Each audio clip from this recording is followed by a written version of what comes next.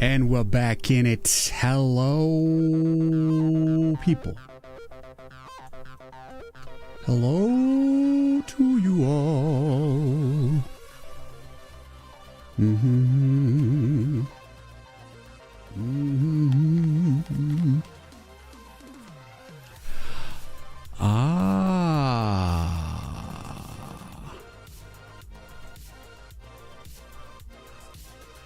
Hello. It's going pretty good.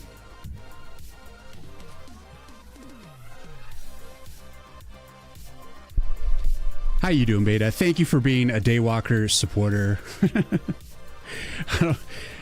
I'm not often on at these times, so it's always what it is. I'm sorry I'm on random times, guys. I'm sorry. I gotta pin this on the YouTube channel.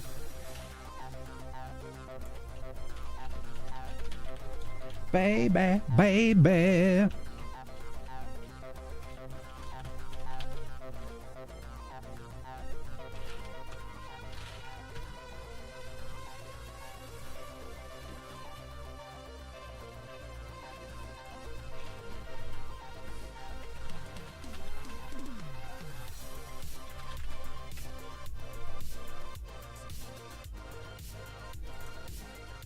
How's it going? Normal daily grind? Yeah, pretty much.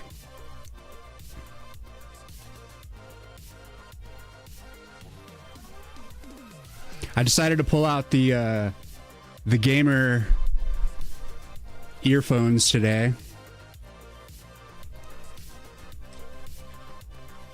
I wanted some thicker bass. What's up, Molluscio? Yeah, I'm feeling these, like, this 90s list lately.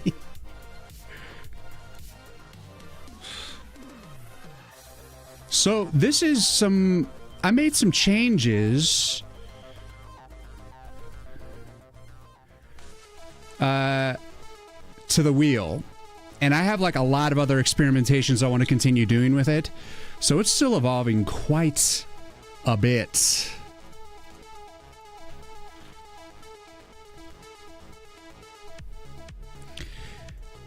But I changed the game, like, the slots a little bit, so you can now see the stars are a little bit different. And we added stars at the top.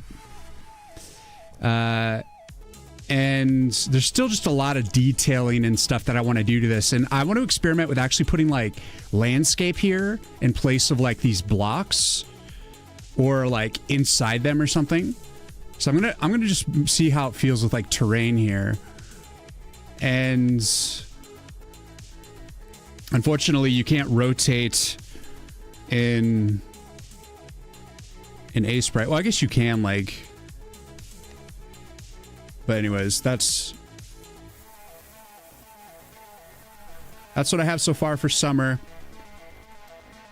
That's what I have so far for fall. I want to make it kind of Halloween based, but it's not like, this is just kind of like a rough idea so far. And then, of course, winter's been fleshed out, a little bit more branchies.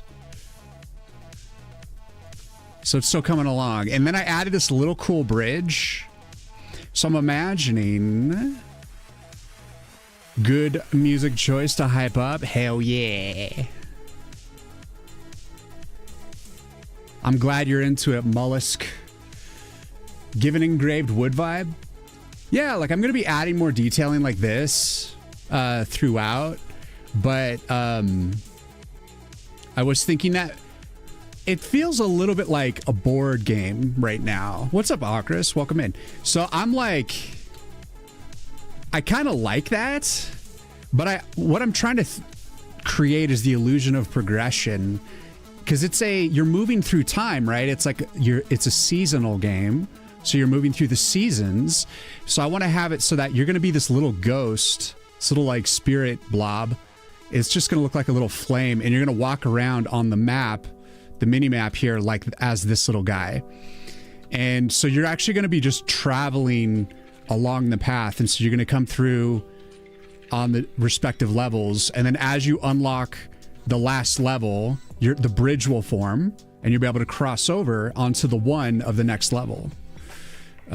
So it's just going to be like that sense of progression.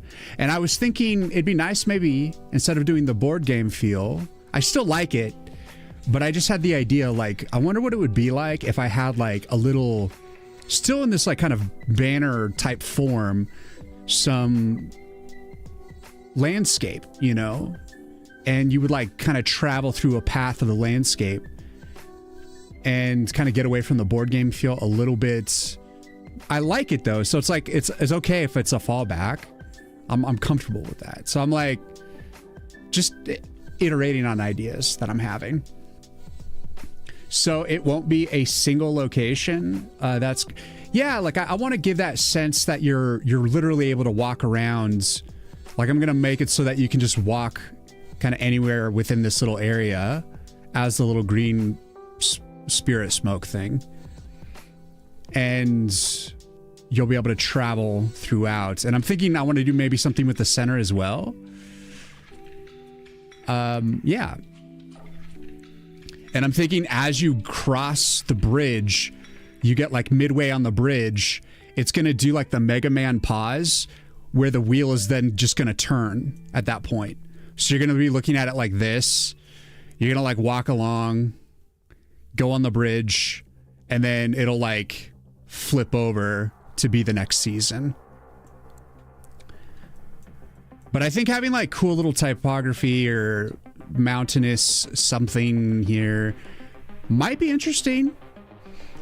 It's getting a little bit away from like the sort of detailing, but like maybe I can combine the ideas somehow. I don't know. But that's what I'm going to be goofing on today. What will be in the center? It looks like a path tile too. Yeah, like I don't know. I was thinking maybe it's a shop, like some sort of market, because I think it'd be nice to like. You need to be able to. There's going to be like a skill tree, and there's also going to be a place where you can just buy like a few in-game things. So it'd be nice to just do that with the center. Maybe get away from like the blocky, you know, little shapes and stuff like that. Just open it up, and then make it like a little like shop or something. Like a shop and then the skill tree, maybe. I don't know. I don't know yet. I'm still playing with it.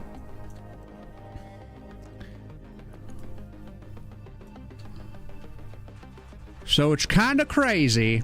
Anything could happen. Can you do a fighting game? Imagine if the center would be a boss that Tree would have to fight. Yeah, I like that idea. Like it's the ultimate boss that you unlock. That could be like the center, but then like this little area around the edge will really just be kind of like this half circle. Like this half would be like the shop, and this half would be like where you go to mess with your skill tree. And then as the thing spins, this just stays static. But then like perhaps when you've beaten all the levels, you can go in the center and like fight the ultimate boss maybe. That could work. I mean, it's just like I'm trying to make it feel like a game board in a sense and give that sense of progression. So these bridges won't be there the whole time. They'll be there only when you've beaten level 10, you've unlocked the next season. So that'll like come up and you can cross that. Travel around the map. And so yeah, let's play with doing some scenery typography on the sides. So it's going to get a little messy. It's going to get a little weird. It's going to get a little shitty while I explore this idea. That's what we do here. I show you guys all of the nasty guts of my process. Whether you like it or not. Hopefully you like it. And the ideas could be terrible.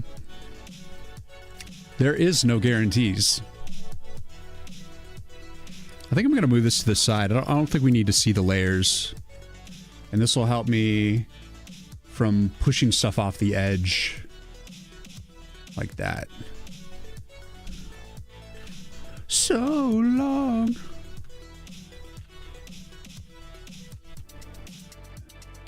Look at this giant pallet of crap. Get out of here.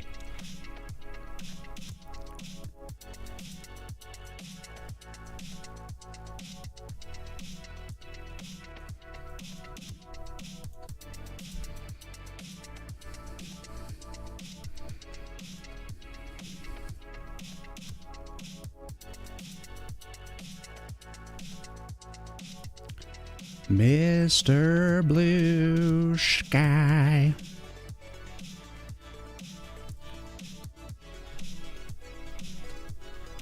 Hamlet.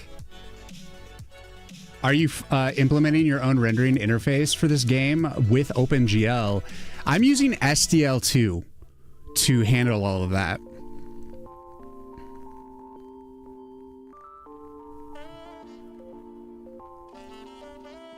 Speaking of which, I should do a little poll real quick. And we can do a build. Because I'm sure I'll be queuing the game up to show people. I gotta bring back the background music though. I took the background music, or the background forest sounds off while I was working on the trailer. Which, by the way, guys...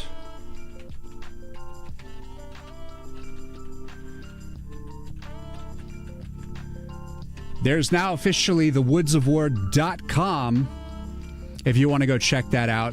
It's got the trailer and it's got the starter stuff. The press kit is not developed yet, but it's like the promotional site that I just threw together yesterday. I know we talked last time about whether or not I was going to just do like a JavaScript site or something. I ended up just doing an HTML CSS site.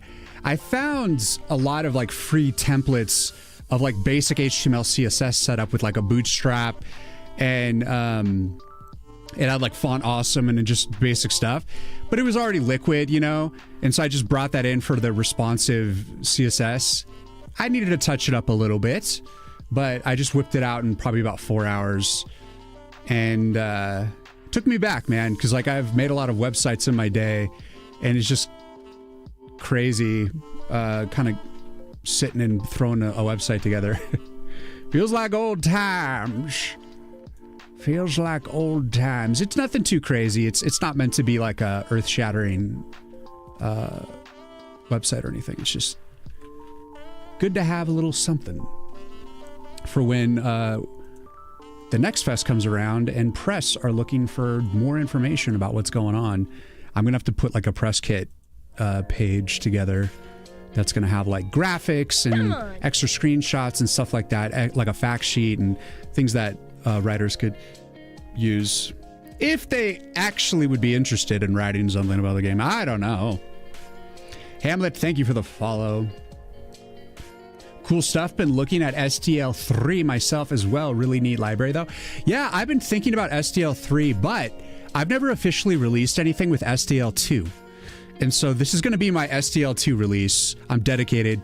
And I also had trouble with the linkage files and stuff on the SDLTTF and SDL image.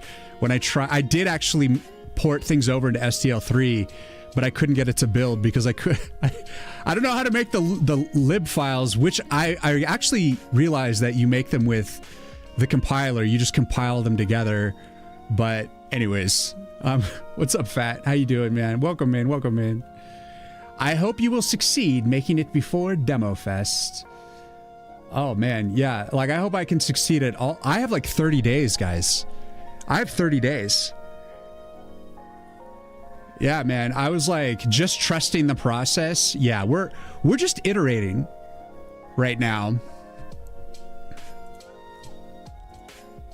All right, we're going to build that, and we're just going to get right into this shit. That I'm down on my knees today.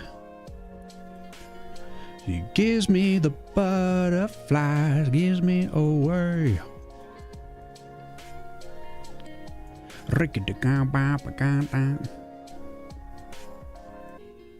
Outshined. It's one of my favorite Soundgarden songs. For those of you listening on Twitch and hearing it.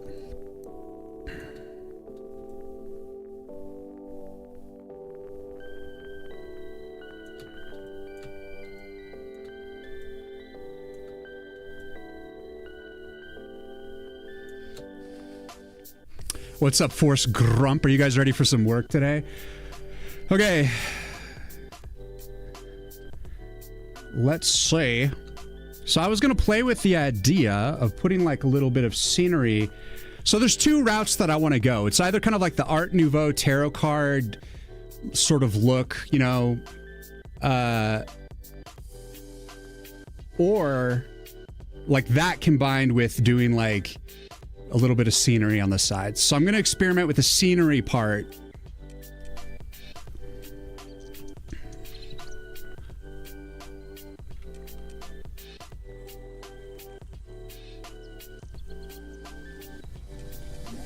Oh, now you know. Oh yeah, I added a battle horn. Check it out. So when the first enemies come out, there's a horn that blows.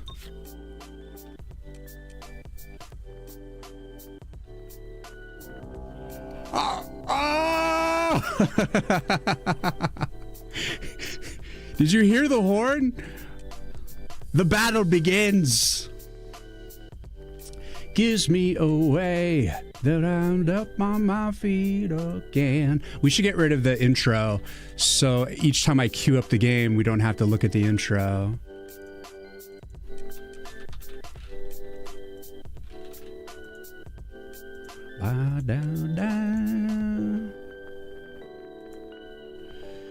Like in Dota at the beginning of the fight. Yeah, like, well, you know, I just thought about like, since I needed something to indicate the enemies were coming, and I've been trying to decide if I want to have actual like indicators of saying incoming from this direction, incoming from that direction.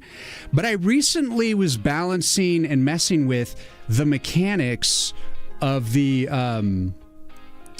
load wave function. So the way that I'm handling the waves now, I felt like it was getting too clumped. There was too many enemies on one side. And so now I've made it so that the waves are just randomized on both sides constantly. So it's more balanced. So you feel more responsible for making defenses on either side of the tree and not just like building something on the right, but then everything ends up on the left kind of a thing. So instead of having like an arrow saying enemies coming from this direction or that direction, I just randomly blare the horn and then enemies just start pouring in. And I think I might have some indicator of like an additional waves, but for now, we're just gonna go with the whole battle horn.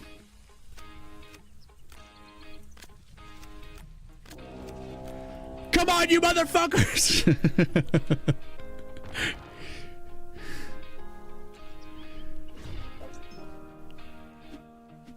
Eat dirt. Okay, that's enough of that business. Let's get down to business here. Fat, new game. I'm working on the mini map for the tower defense game. So this is like in between levels. You're going to come to this mini map, and I'm just playing with how it's going to look. So I'm still designing it. It's a work in progress. And this was my initial sketch that I had a long time ago that I'd make it a wheel. And I've never seen anything like it. I'm just kind of randomly designing this thing from scratch, not really knowing exactly what it's going to be. And I don't know, like I was watching Cake's stream earlier, and he's working on his demo for his tower defense, Tangy Defense or whatever. And he has like a mini map that is just like the classic mini map where it has like the normal typography, that like normal little mini landscape. And it's so nostalgic and awesome looking. And it made me like want to do that, but like I'm just like, fuck it. I'm doing something fresh, something different, and I'm just gonna go for it. I'm not sure even if it's gonna work, but so we're just still gonna radically change stuff. I was also looking at Cakes, and like he has like all his like settings set up and like his title screen. He's like so far ahead. He's been working on his game for a lot longer than I have, but like it made me like, oh my God, like I have so much to do in the next 30 days just to get caught up to the basic game cycle. I'm like, fuck. I really need to step it up, guys.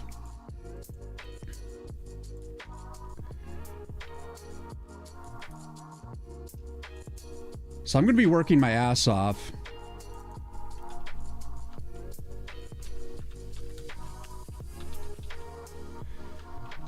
I'm hyped. I'm stressed. I'm hyped. I'm excited.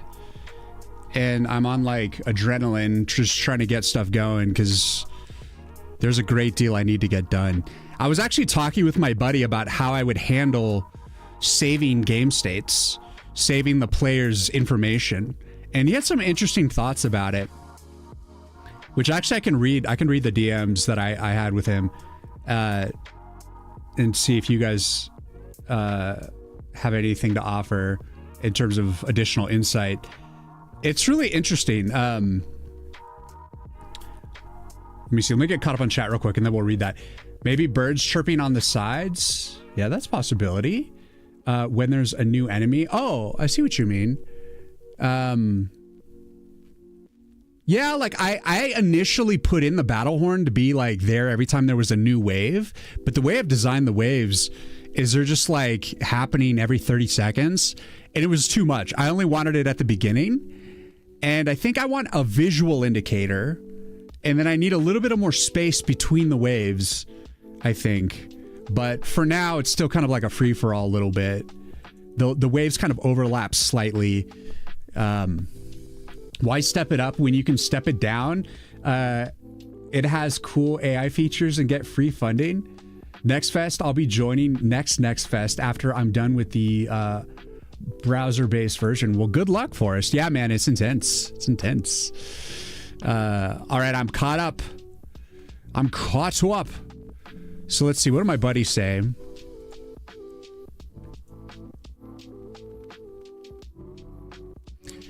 Okay, so basically, I was asking him, like, I still don't fully understand this. At least I'm starting to now after this conversation. But when you have a SQL database, when you're sending the payload for people to install your game, my assumption was there's got to be a folder that has like all the assets in it, right? Like all the images, all the database, all the information needed that the game pulls in externally, like from external sources.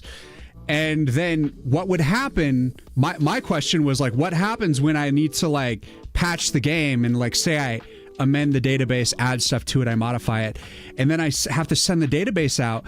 But if I'm saving player states to the database, you know, like I say, like that's where I'm recording your progress, your achievements, just everything. What happens when I bring in the SQL database? Wouldn't it just overwrite? Because like whenever I'm Git managing my databases, it's always been a thing where it's like you can't merge databases. You just put up the entire database as it is. And the way that I would do that through my professional career has been you just create like SQL dumps and then you upload the dumps on Git, and you just don't even upload the database at all into the Git repository. And so you're just passing along the dumps. So then when like you pull it down in a new environment, you just pull the dump and then you populate your database. And it's like, well, the players can't do that. And I can't send the database constantly overriding the player data. So what the hell do I do? And my buddy says, and my buddy's like, he's all about databases. He's been doing it his whole life. And he's an expert. He's all about it. And let's see. He was also telling me about this new game called Clair Obscur X33. And he says it's the best game of all time. He really loves it. So if you guys haven't been playing Clair Obscur, you might want to check it out. But let me see. What did he say? So ideally, this is what he said. So ideally, you don't have the DB as part of your installation file. You create it as part of your setup. And if it already exists during setup upgrade, you upgrade it instead. So basically, like you can dump, okay, he also says this, you can dump all the creates inserts into a simple SQL file and zip it. It'll be tiny. You can even unzip and execute right in your program. That's generally that's how he handles it. So basically what you do, instead of passing the database onto the player, you pass the instructions to build the database. And if it doesn't exist, you create it. If it does exist, then what I'm assuming is you pull in the existing database, grab the information, parse out the information that you want to merge with the new database, and then you build a new database and overwrite the old database with the new thing. So you get that. So you're not actually pushing the database, you're pushing the instructions to build the database. And then you got to programmatically build the database or merge it with what was there before. Isn't that clever? Like, I had no idea. I was just like, how is that even going to work? There's going to be some work to like get that to fully function, but it doesn't even seem that bad, but that's the way to do it. Because I'm definitely going to be saving player data into the SQLite database that I have. A lot of people recommend doing like JSON file or like a .ini, like text file, and that's what you can use to kind of save player states. But I'm just going to do it all through the database because why not? I'm already like pretty deep in.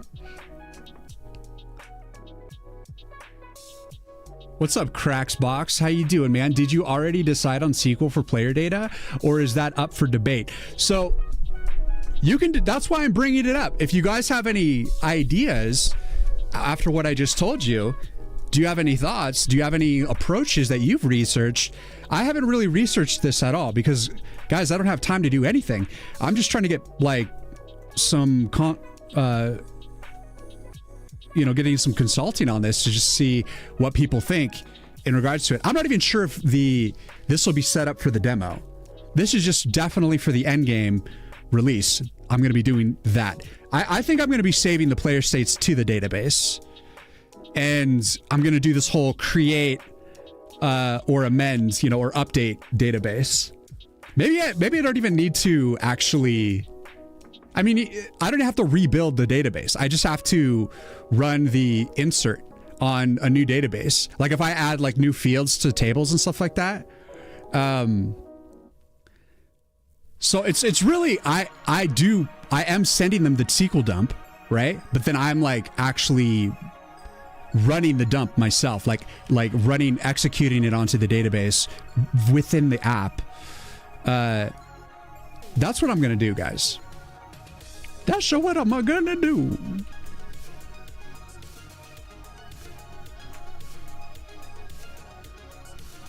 Hold my breath as I wish for death. So maybe this could be some like mountains.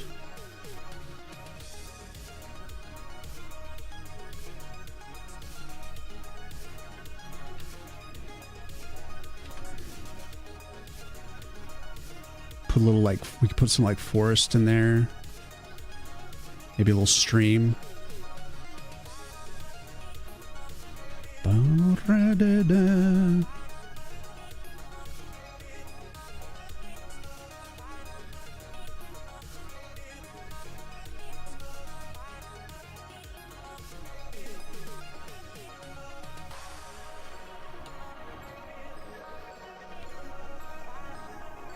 Some mountains.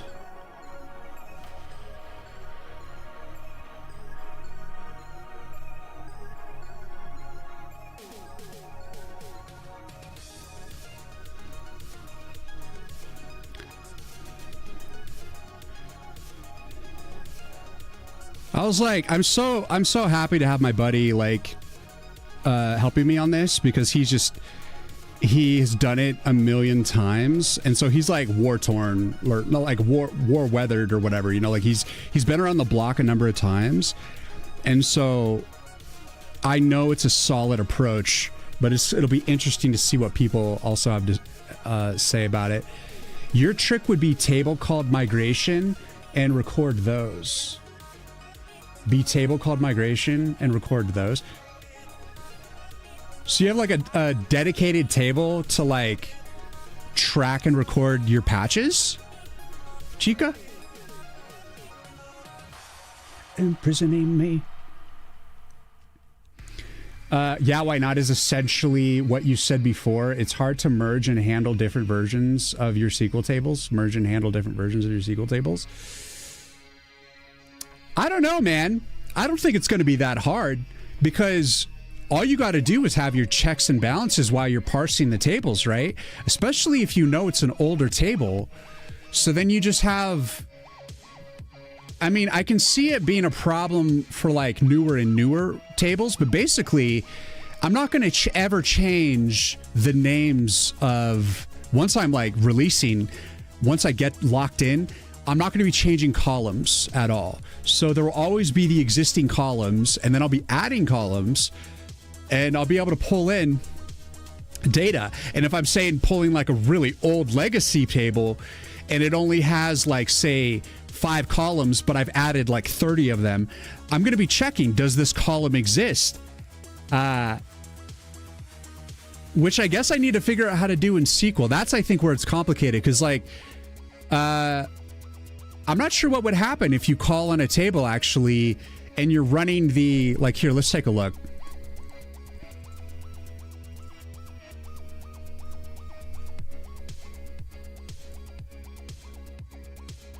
So right here, I'm doing a select, right? And if I select a column on a legacy table that actually doesn't have that new thing, will that cause an issue?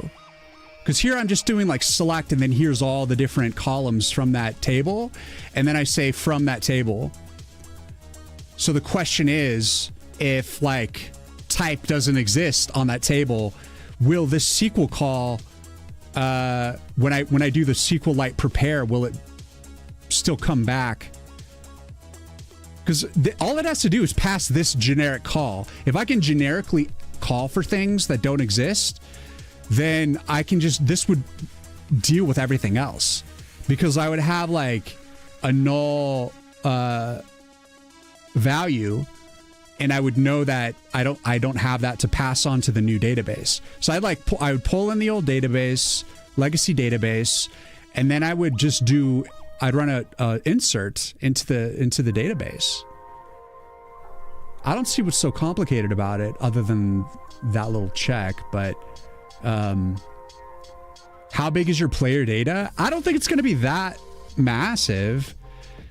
I mean, it actually might end up getting kind of big, because the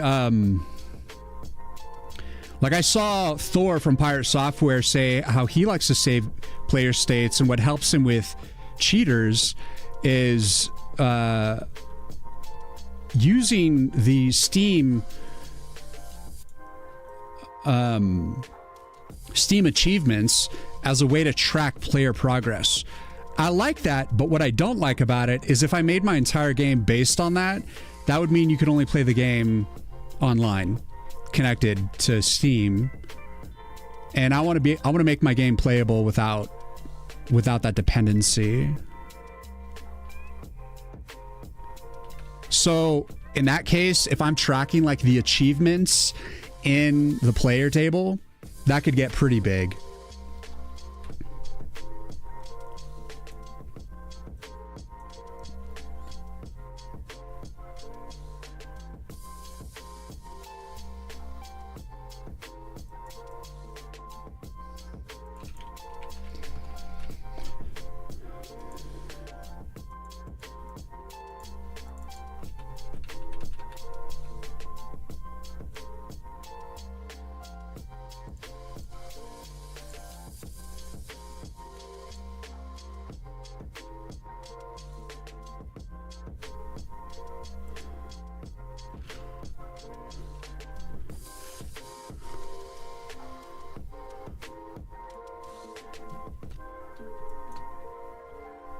Saying the qua. How big is your player data? JSON is simpler because you can just add new fields to your JSON dicks,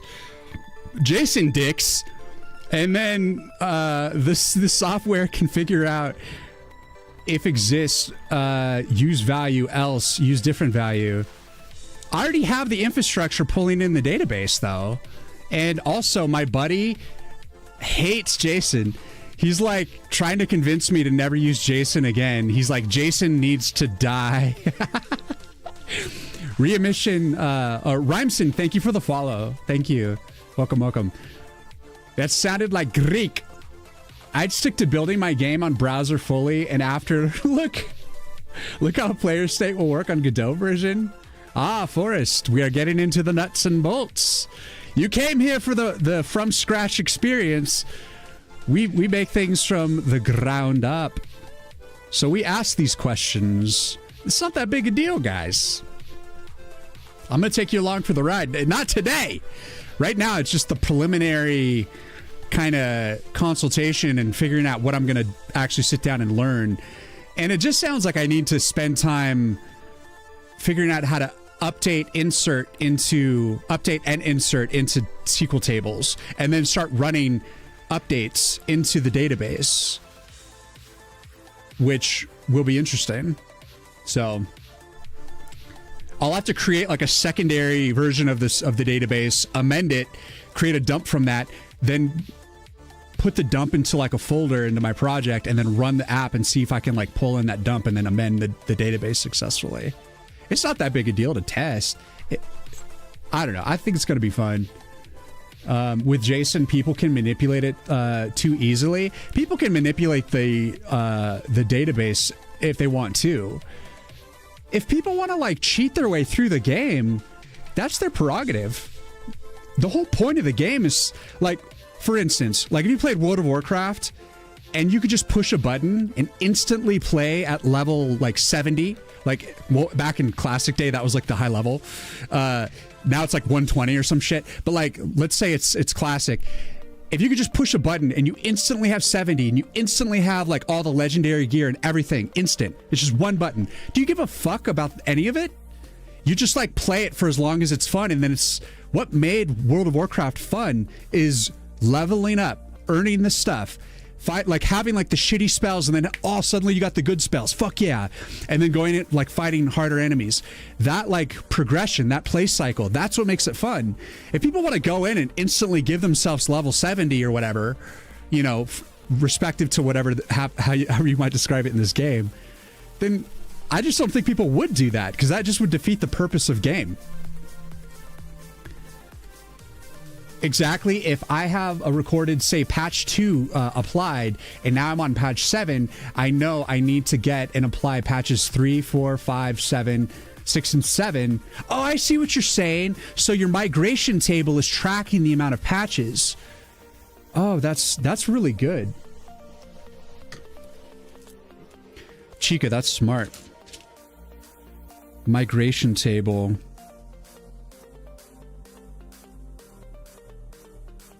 Track patches.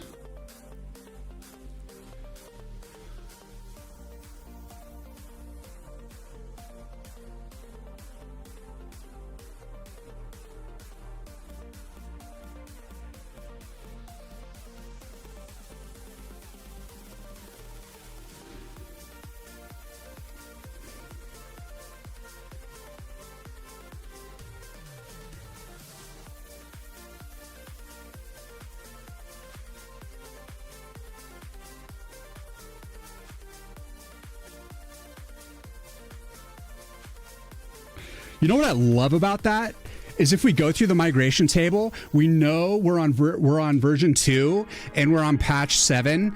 Then it goes in and it says, okay, we need to go from patch 2 to patch 7, and it won't be just an immediate jump. It'll be like, all right, we need to run patch 2 to 3, then 3 to 4, and so forth, so that through the migration table, we just progressively would go through the patches so that we build up the system consistently every time, instead of making leaps from version 2 to version 7. We go through the migration table. I love that. I love that. That is big brain. I mean, the way I persist some stuff in my engine is populating structs in C++ and then dumping the memory. That's the easiest way. But as with SQL solution, it's not easily extendable as JSON or TOML. We got a JSON believer. So if the column in SQL comment do not exist, there will be no error. I don't know, Razor. I don't know, actually. We could run a test on my code right now. Do you want to just add a non-existent table? Oh, Bucky, what's up? I want to ask you a question real quick. I'm actually going to run a test right now, but if I have a select, I just have a real quick question. I'm not going to take up your time, but if I have a select on the SQL statement and I add a column that doesn't exist, will it blow an error on the initial SQL call? Sounds like you're getting some good advice over on Twitch. I'm trying to figure it out, man. Yeah. I'm compiling it on all the expert advice I can get.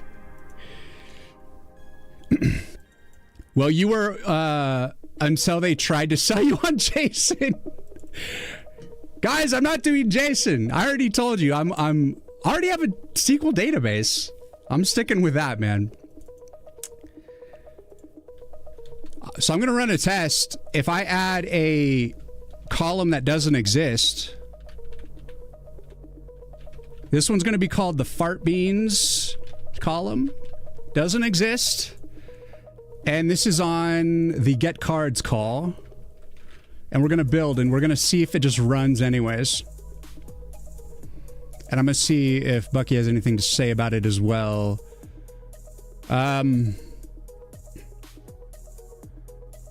Sounds like you're already far along in the SQL implementation, so good on you. I'm like too deep to start using JSON now. Like to go back and retroactively use JSON and go through a whole bunch of parsing with that just doesn't make, it makes zero sense. Because what happens with JSON, you have to pull in everything and then you have to parse it every time. But in SQL, you can literally call into a table and just pull out just a certain amount of data that you need. Like there's already ways to parse and organize data through SQL calls that's way more efficient than SQL or JSON parsing. And my data is going to get pretty big, dude. I'm only like 25% into the game, and there's going to be a lot. There's going to be a lot of freaking data that's going to be added to it. So let's see. It shouldn't. You should get error. No such column. Well, it just crashed my game. Fart Beans crashed it, guys. Fart Beans crashed everything. So I don't have the error check in place. So why don't we run some breakpoints and see at which point it breaks? All I have is the RCO, the OK check. It gave me the error though. It did. It said no such column, Fart Beans. Oh, and then I tell it to close. So that's the, if I don't tell it to close.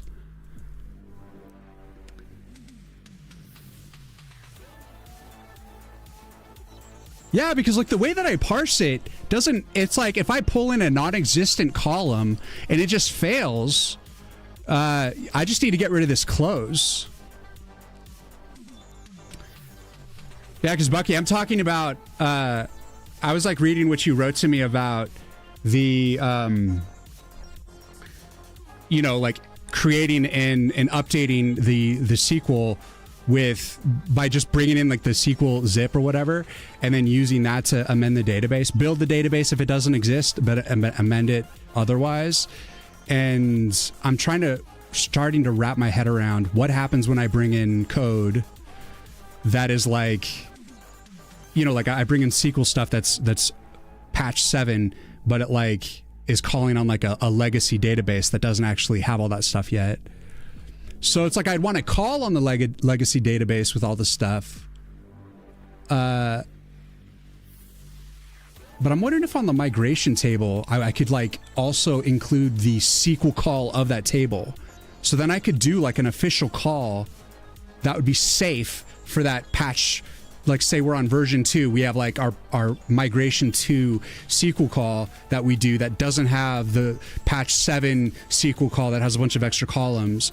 So then it's focused on just the calls that it needs to make. So all I need to do is get rid of the close, but it's a safeguard. I think I'm just gonna, for now, I'm not gonna handle that. I'm just gonna let it shut the code down if it breaks. But in the future, I think I might need to remove this and then like try to repair it instead.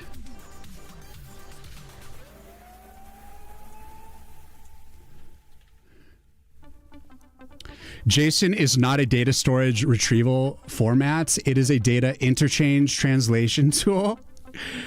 Yeah, in the migration table you were talking about, when I got on it is a perfect idea. So yeah, like migration table with the SQL calls of that particular table with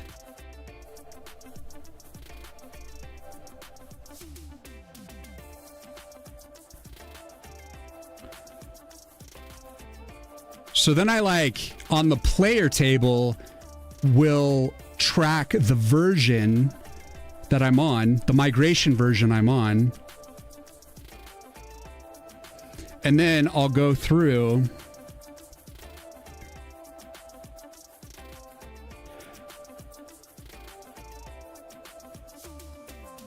so that means I'm gonna have to do something where I like have like the migration table dump and then I have all the rest of the dump. And so then like I'll just automatically update the migration table and then pour through from the point of that the player's at. So I'll know the players on migration 2, and then I'll like add like, 2 through 7 patches into the migration table. And then I will go in and just say, okay, player 7. So that could be like the one dump maybe. It would have to be like the SQL call and then also the dump. Could you save like a dump into the database? Or that just would be a file unto itself. There'd be a dump folder for each respective migration dump. This is a solid, you're in SQL gang, let's go. But you can avoid the parsing altogether if you use my POD struct binary approach. Let me know if you want me to elaborate on this. I'm pretty locked into this approach, Cracks. But altogether, are you saying that your pod struct approach, Cracks, could supplement the SQL stuff that I'm doing, or is that specifically the JSON approach, or does it have like relevance in both? Because if it has relevance to the SQL approach, then I'm down to hear about your struct binary approach. But if it's a way to sell me on JSON, I'm just already like committed to the SQL. I've done enough JSON front end stuff in my career, and I'm ready to try something different. I'm ready to evolve. Bucky, thanks for hanging out, man. Glad to see you dropping in, and I will let you know if I have any questions in the future. I'm sure I might have one or two, but I think I'm on the right path here. I think I'm good to go. Ayers, is that some sort of American food? What the hell?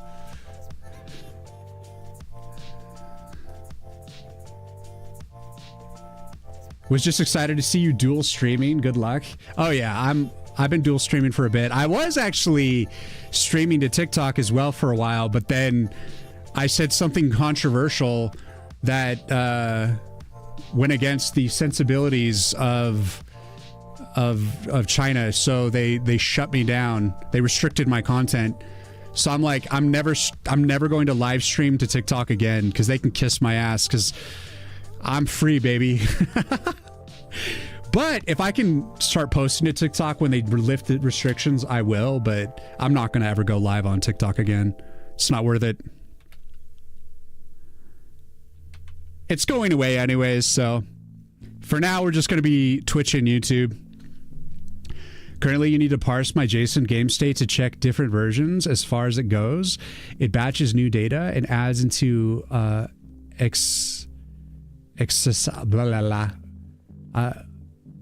JSON version if it doesn't exist to avoid weird errors. You put a C into existing and it made me want to say excitistine, but it's not a word. But I see what you mean, Forrest. It's yeah, I've done plenty of JSON stuff, but I think the SQL approach is going to be a lot better when it comes to merging this data. Now that I've learned that it's actually good for that. It's going to be tough, but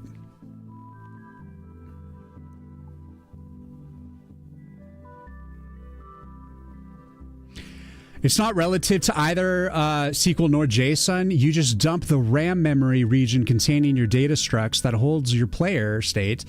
Then your game will load that dump as binary file and mem copy it back again to the memory region in RAM, holding your player's state structs.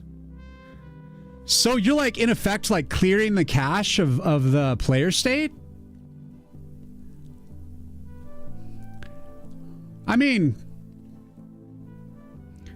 why are you doing that, by the way? Were you having problems with like your being able to bring in like new data or something? Like, what was the reason for that roundabout memory clear?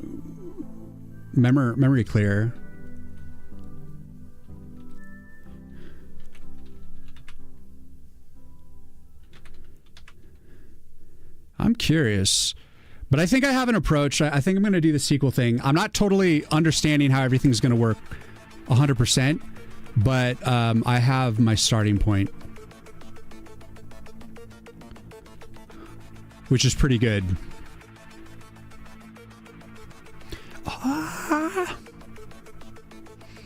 You do it to persist the state.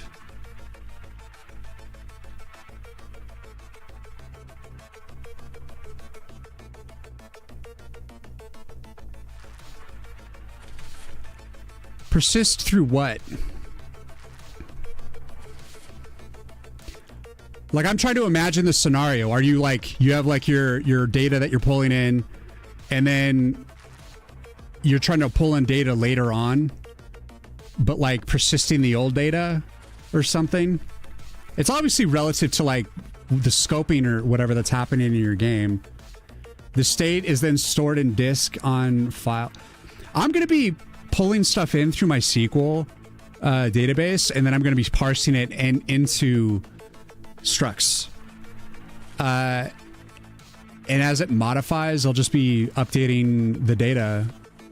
You know, it's all mutable. I mean, I guess I don't fully understand how you painted yourself into that corner. I'm sure it's a valid reason. I just haven't wrapped my head around it.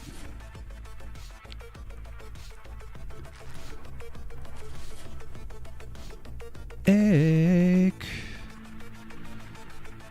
Yeah, it'll be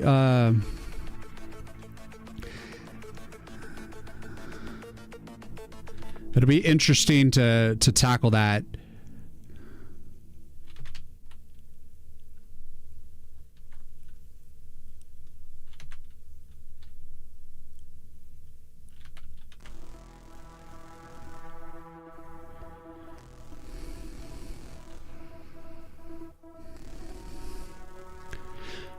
All I've got is insane.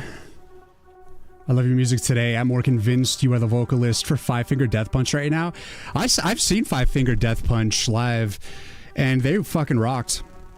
They were opening for Muse. I saw that in Arizona. Ooh, Peaches. Let's see.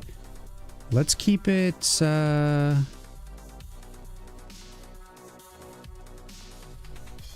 hardcore, baby.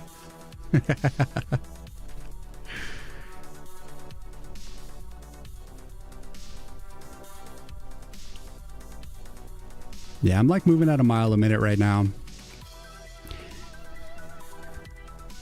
But I'm really happy to have an approach.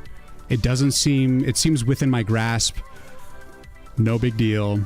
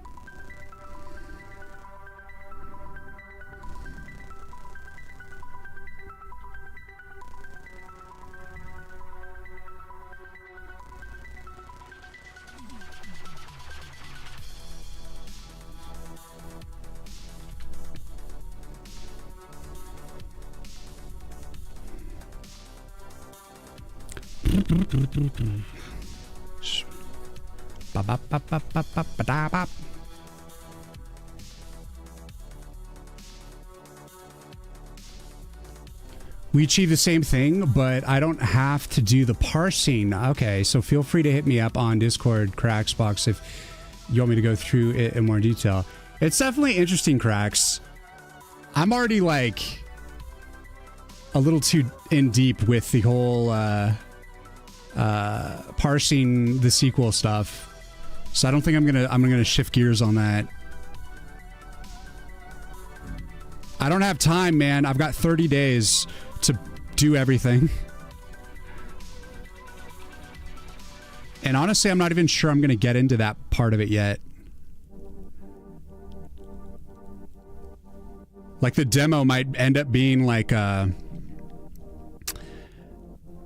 roguelike, where you can just play through the 3 levels and that's it.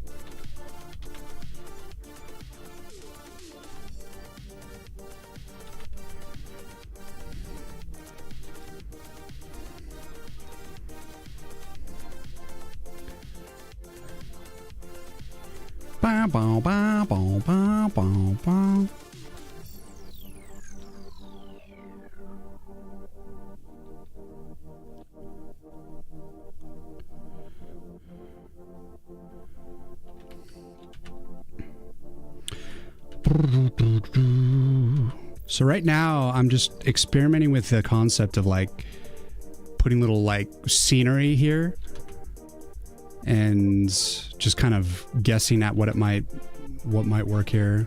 Trying to channel my Bob Ross right now.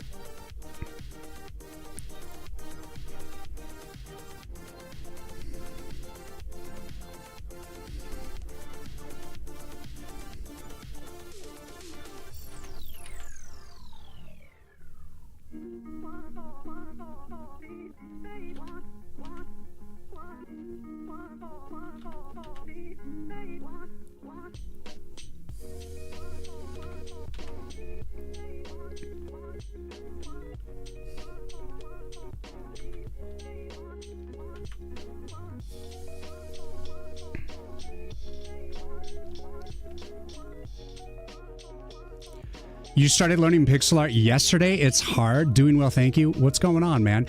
If I have a game character get much bigger, should I change sprite size or just have lots of empty space in the first sprite? Yeah, just empty space, man. I would just make it a bigger sprite. You know, for like your second frame, it gets much bigger. Yeah, definitely. I mean, having like big blocks of transparency is kind of the name of the game.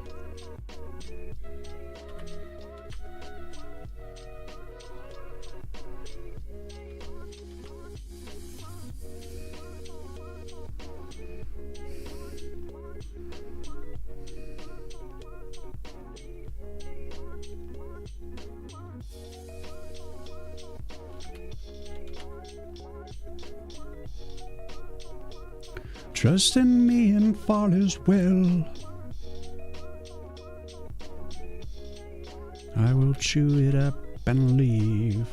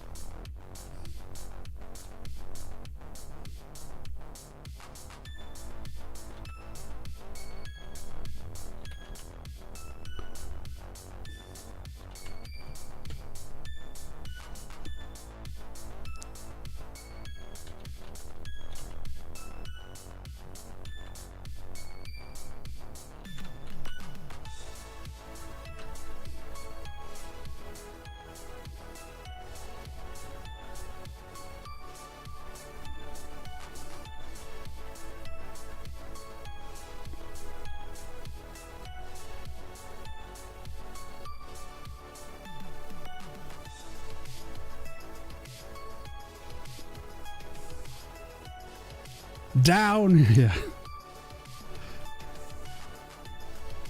We're still hyped up. I probably at some point will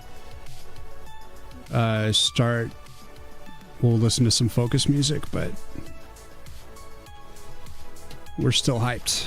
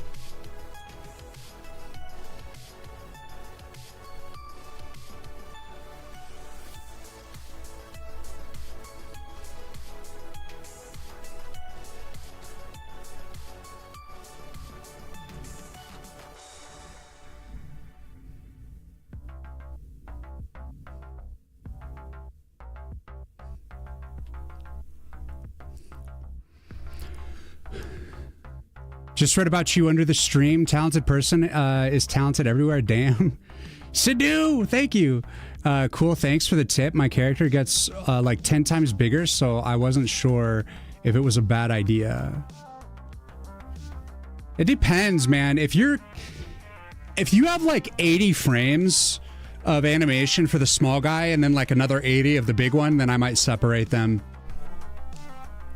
But if it's like you're talking like a walk cycle, like 10 frame walk cycle or something, I would be okay with that. Like, putting it at the bigger size. I saw there was sequel stuff earlier. You're a coder and web developer. Maybe I can help. Yeah, we were just talking about how I'm going to be saving the player states, and it's going to be, I'm going to be playing, like, saving everything to the SQL database, and then as I patch in new stuff, I'm going to have to find ways to amend the database from the actual app.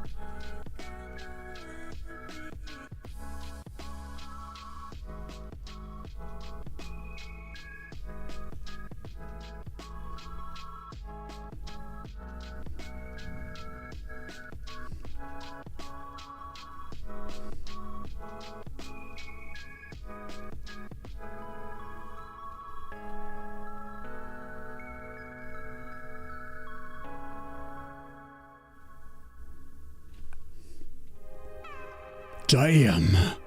Mudvayne. I know.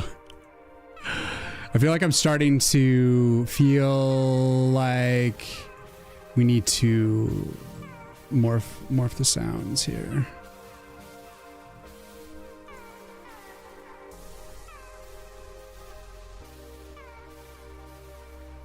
When last? We're going to start to chill it out. We're going to evolve, guys.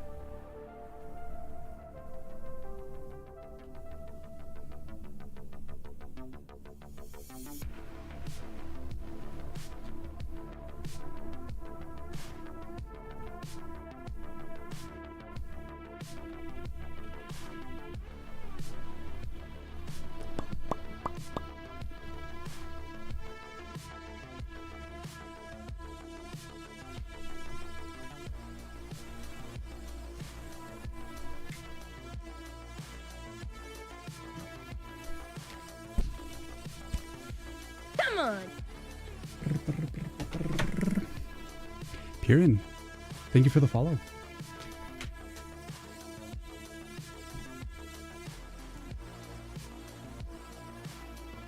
Welcome.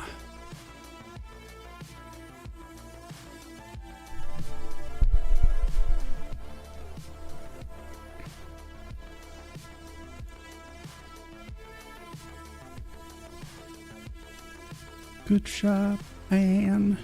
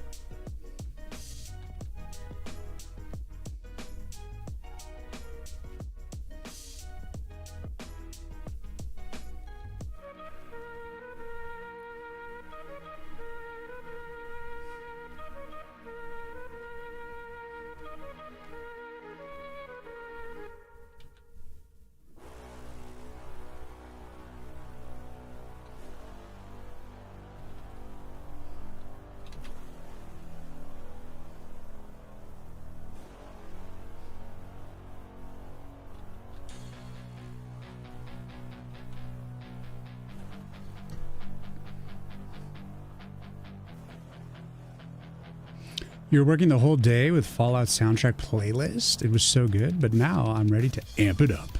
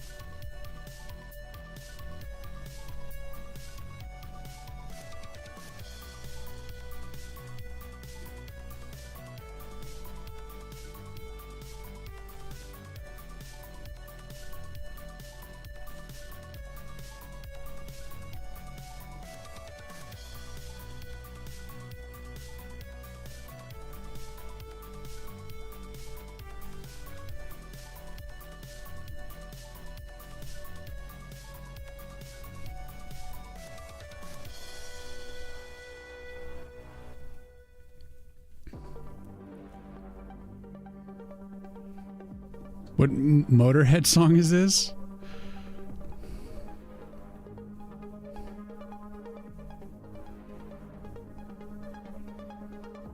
No, it is not. Ace of Spades.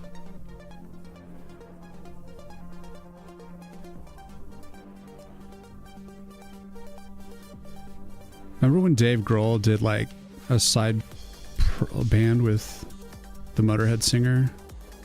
I forget what they called it. What a Life.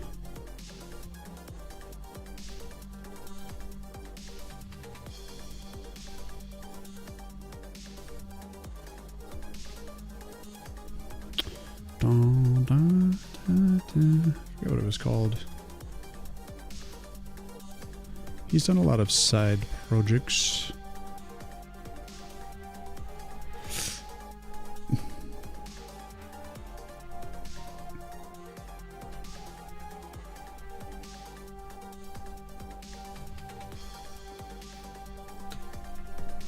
But if you really want to know what song, it's Have a Cigar by Pink Floyd. But something tells me you were joking.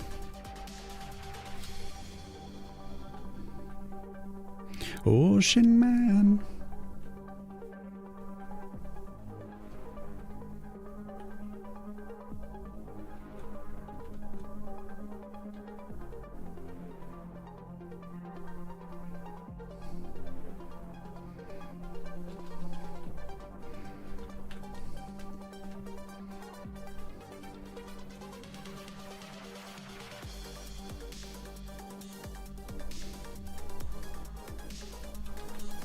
Ocean Man.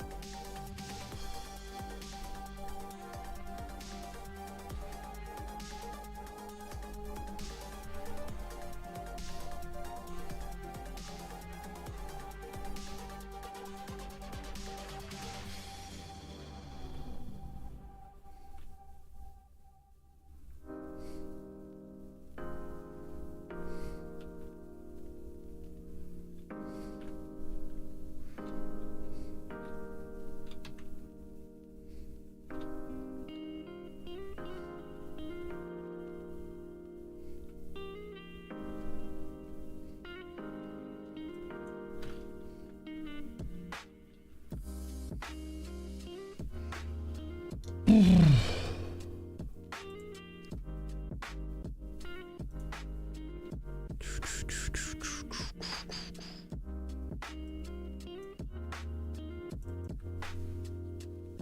be right back. Just gotta go to the bathroom. We're gonna continue on. We've got to make, I think, some trees as well in this little landscape I'm making. And yeah, we will evolve. Just be a couple of minutes. BRB.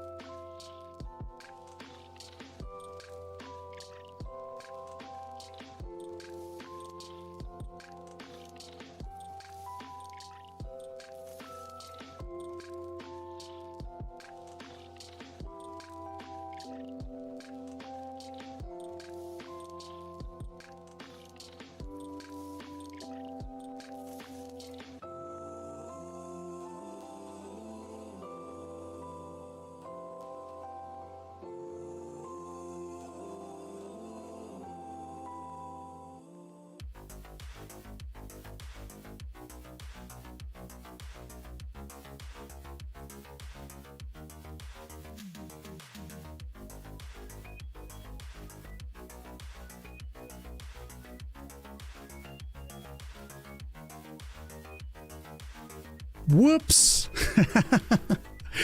I just muted the wrong channel. It's now snack time.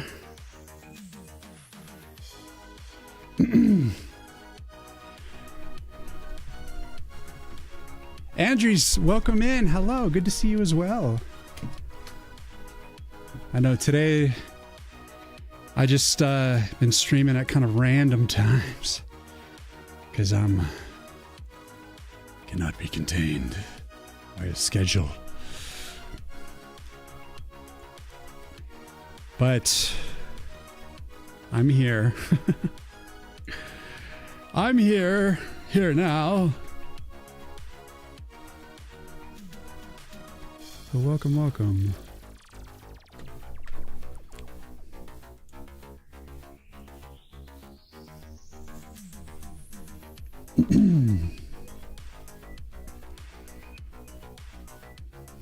I did get some snacks here, but let's do a little more. Yeah. So I'd kind of want to like superimpose the lines back in it, maybe. I could make them like put these lines onto it somehow, but like have it go around the landscape a bit more.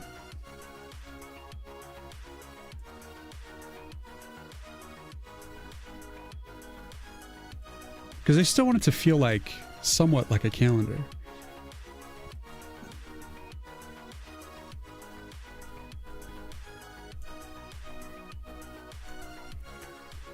It's not your usual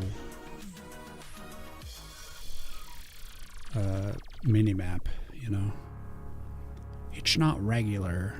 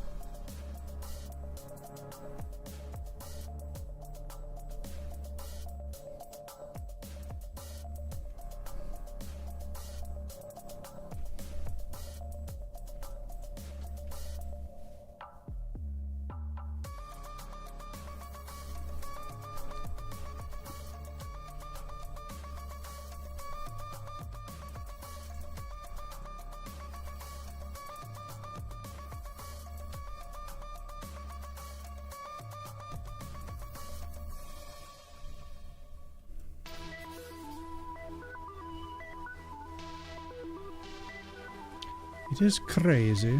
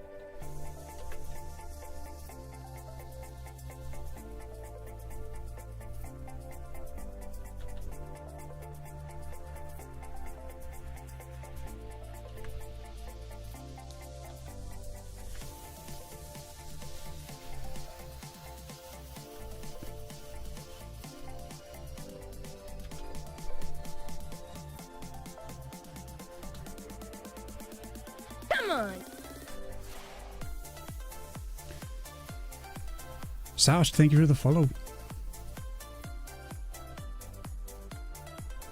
Nice tits. Hell yeah.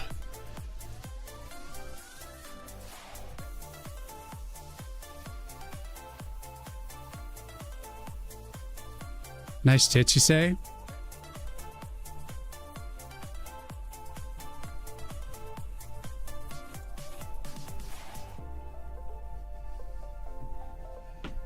I got the song for you, baby.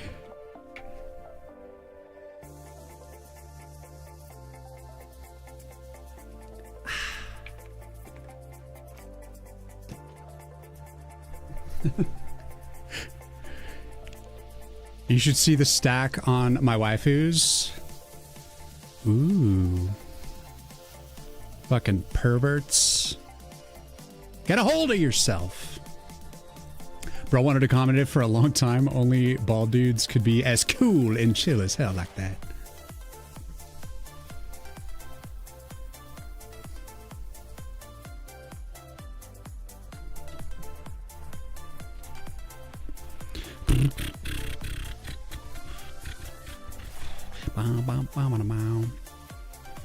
My lips are fucked up.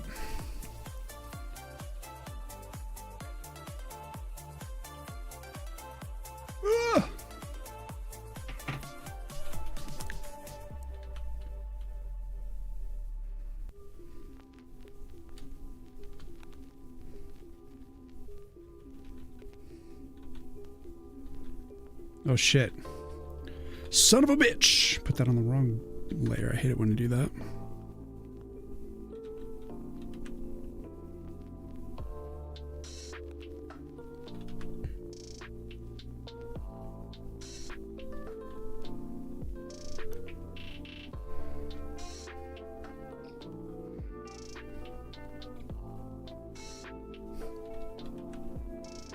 So pretty.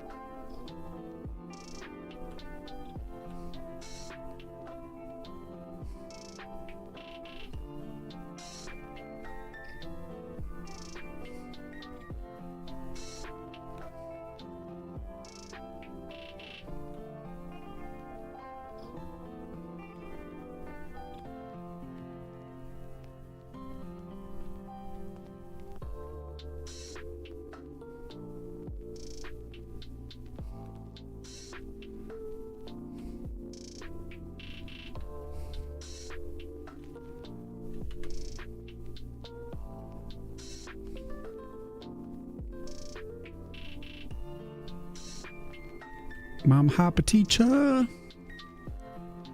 Wishlist your game. Thanks, let's go. Hell yeah. i9 and 32 gigabytes with at least an RTX 2070 minimum.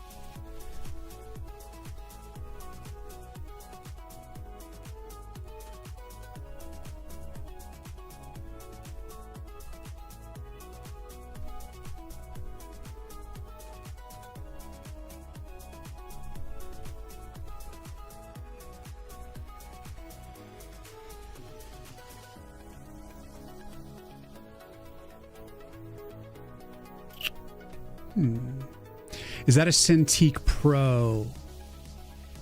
Yeah, it's a Wacom 16-inch. Sarcastic 2D games barely ever needs good specs. It's not a bad thing either. Yeah, I'm trying to make mine as optimized as possible. Yeah, you don't need to be like pushing the technological boundaries to have a good functioning game.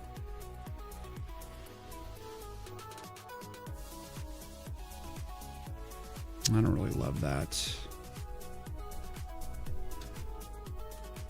I don't really love it.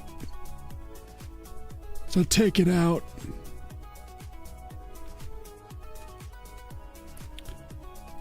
It's not great. We experiment. What if I just try with the whole really stiff ass lines here?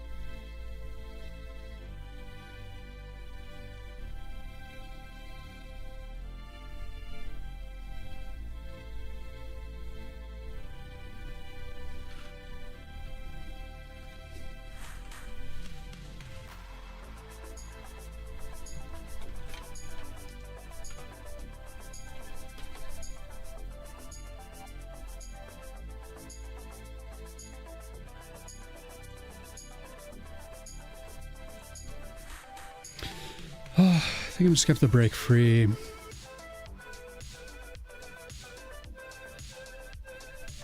Where's that path?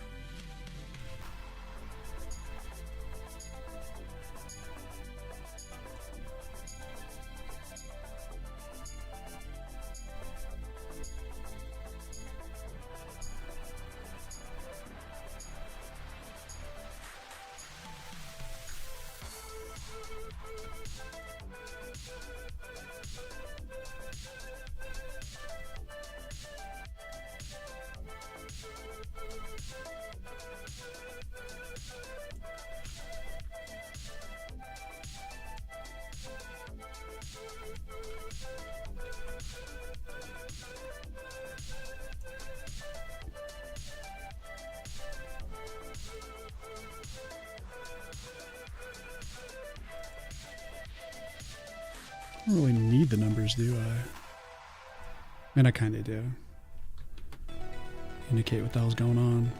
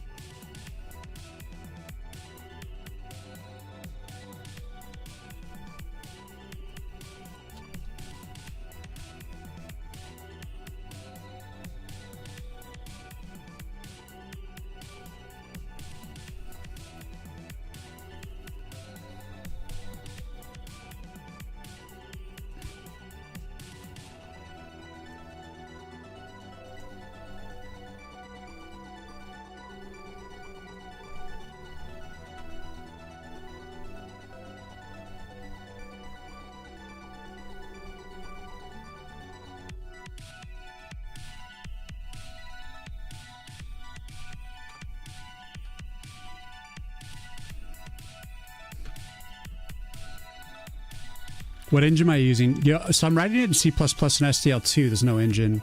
I'm just writing it from scratch. Looks to be... Wait, CPP standards is useful for once?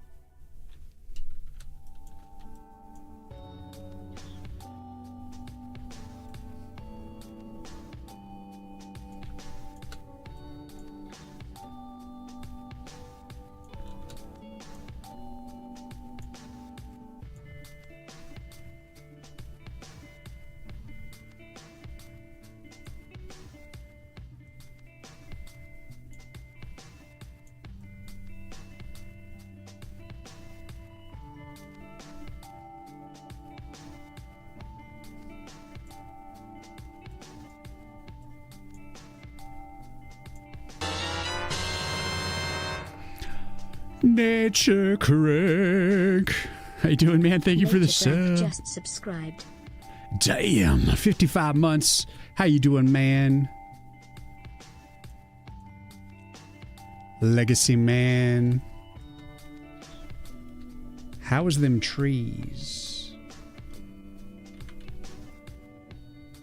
Welcome to the Daywalker stream,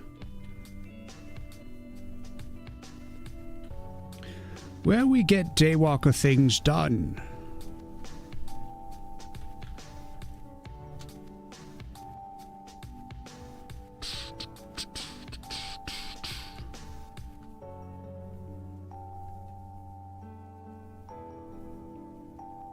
Does kind of render that useless. Son of a bitch. Son of a bitch. Duplicate. Cut.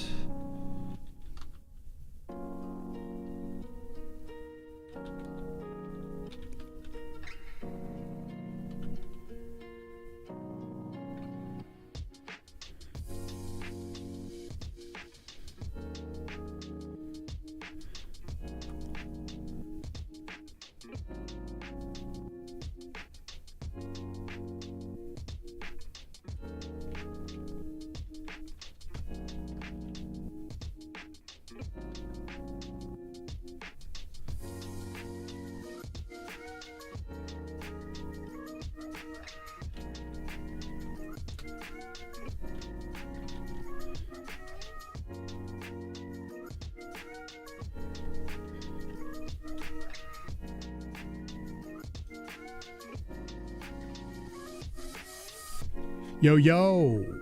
All's good. Finally back to the name. Damn, it's true. Nature Crank came back from the ashes of time.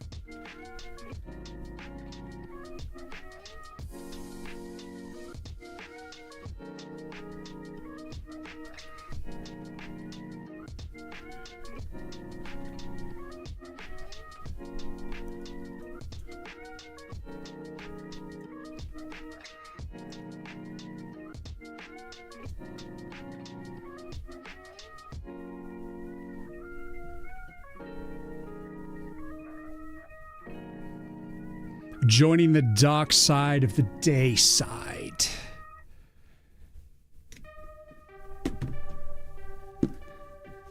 All I have to say to that.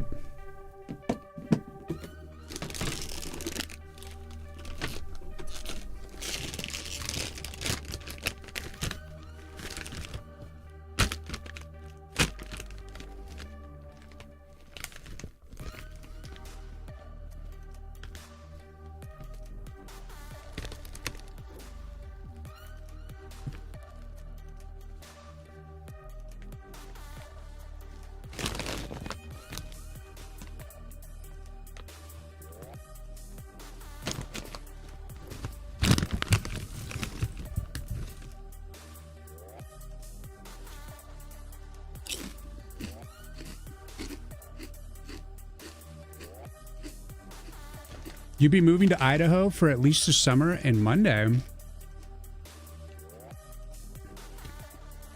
Got someone over, so I gotta get. Have a good stream. Well, Nature, thanks for the subs, man. Good luck with your trip to Idaho. And I hope life is good.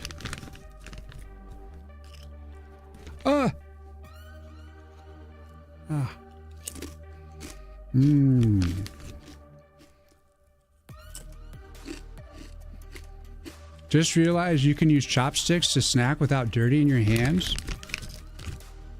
Yeah, this is a programmer trick of the trade, guys.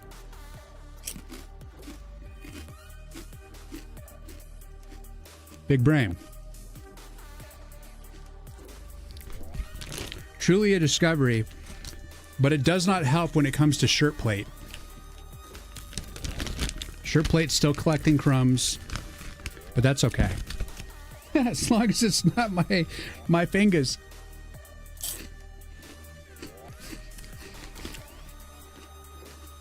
Thank you for the hydrate. Only a genius would come up with that.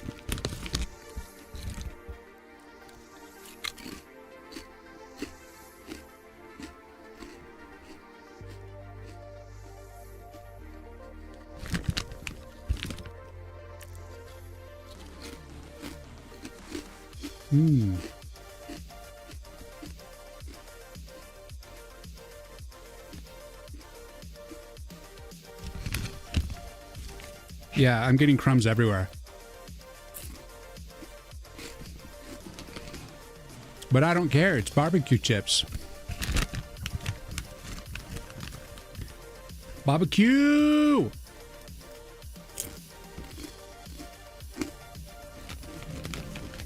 Pretty good chip. Pretty good chip.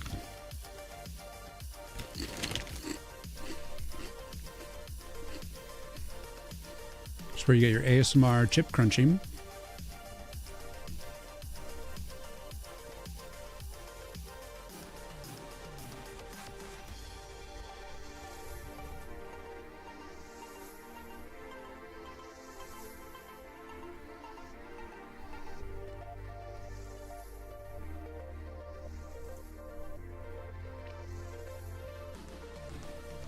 This song is our cue.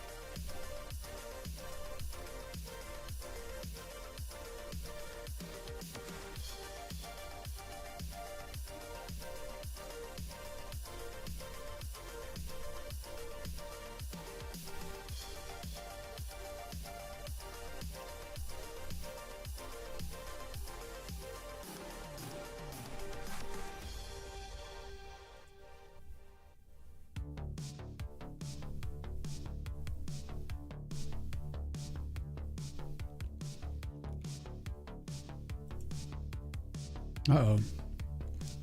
Do they take the Schedule 1 OST down?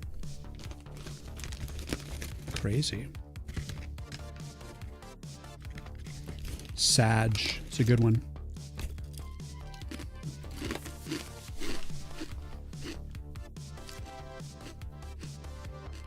Potato chips. Incompatible with your body composition?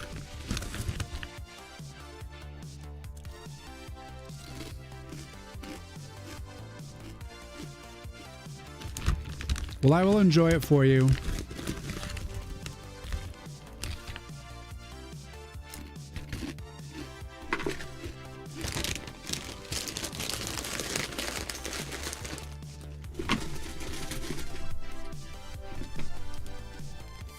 Just a taste.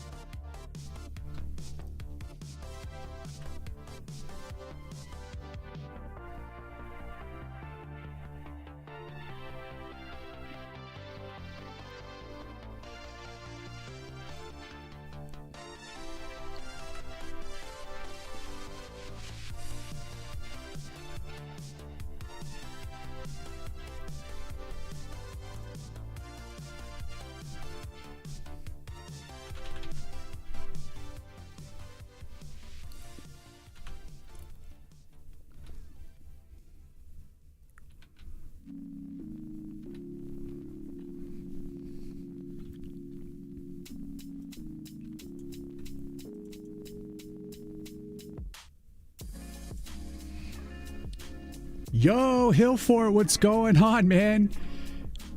It didn't show any announcement. I just saw it in the events list. What's going on, Zote? How you doing, man? Songbird, how you doing? Welcome, guys. Guys, if you haven't checked out Hillfort, he's making a game called Long Gone. You can wishlist it on Steam, and it's awesome. The dude's got like over 60K wishlist. People are loving it. It's going to be a great game, and he has a pretty interesting stream. Go check him out. Go give him a follow. I know you guys already know about Hillfort. Doing all right. How are you? I'm doing pretty good, man. Dude, 100K now? Yeah, he's crushing it. Doing wonderful. Pretty cool, man. How was stream?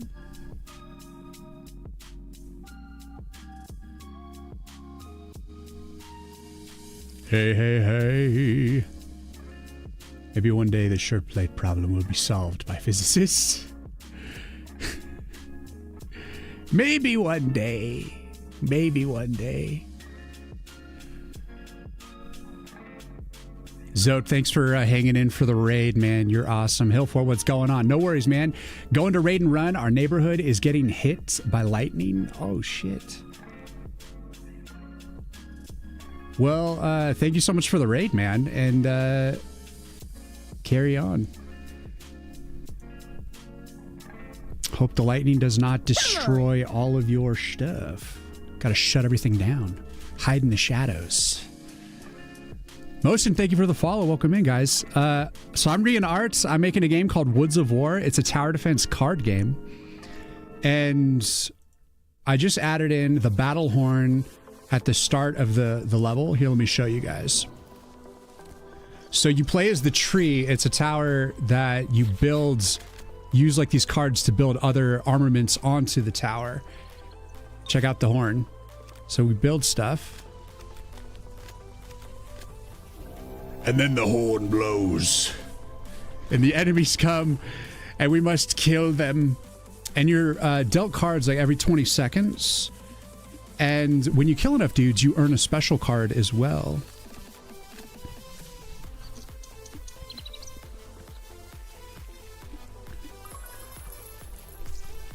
You will destroy them all. Here we got the Stormcaster. She uses dark, like shadow magic to cast lightning on you. So It's as if she is raining down from Hillfort's town to destroy us all. Oh shit. It's the little goblin. They just take out armaments right away. No problem. But you guys can shoot this game a wish list. I'm trying to get... I signed up for Next Fest. There will be a demo in the next 30 days. And you can only play spring right now, but it'll be like a 4 seasons, you know, all the seasons. 40 levels. And right now I'm working on the mini map, which is going to be the bridge between levels, if you will. My pleasure. Have a good one. Thank you, Hillfort. A fun question I like to ask streamers when I first meet them. What's your favorite mythological creature from what culture? And I wonder how many of them say the Liger from Napoleon Dynamite.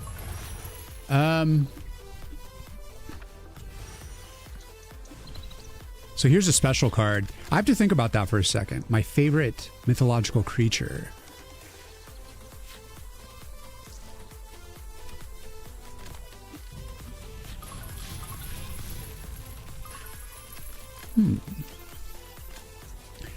There's just so many to choose from.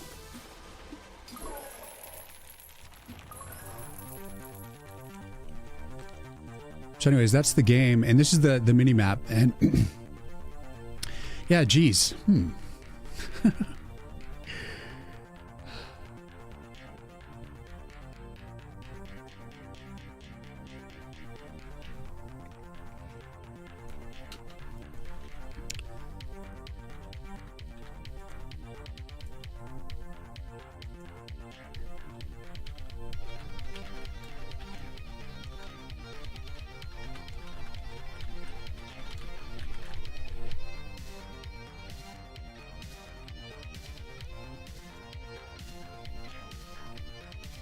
I think for today, in this moment, I'm going to pick Faulkner from Neverending Story, the dragon that flies you around. And can I go with? Can I do that?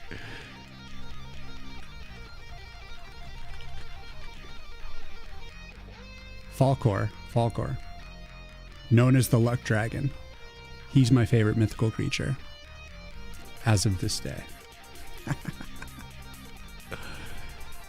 You play as a tree. I'm in. Let's go. Wish list. Thank you guys. Appreciate that. Werewolf? I wouldn't say werewolf for me. I mean, werewolves are cool, more or less. But I'm going to go with Falkor.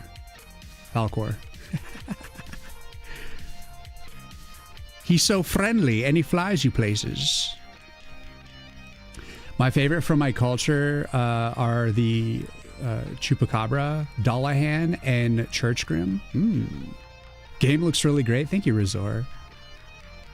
Interesting, very interesting blood. That's very unique. The Chupacabra. The Chupacabra. Makes me think of the Futurama episode where they're talking about the Chupacabra, but it ends up just being Nibbler.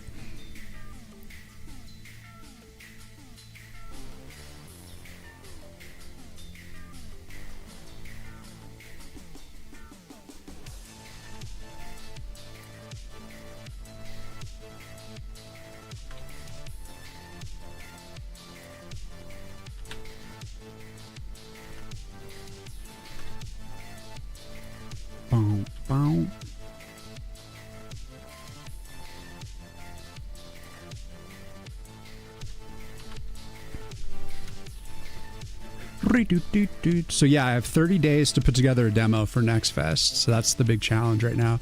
It's getting it all together. And hopefully I can pull it off. But yeah, I stream Mondays, Wednesdays, and Fridays to you newcomers. And it's the usual. But today it's Tuesday, and I usually stream at night too, so I'm all over the place. My schedule's always jumping around.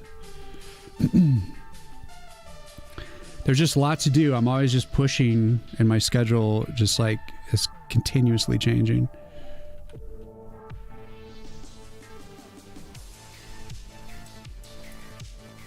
I've made peace with it.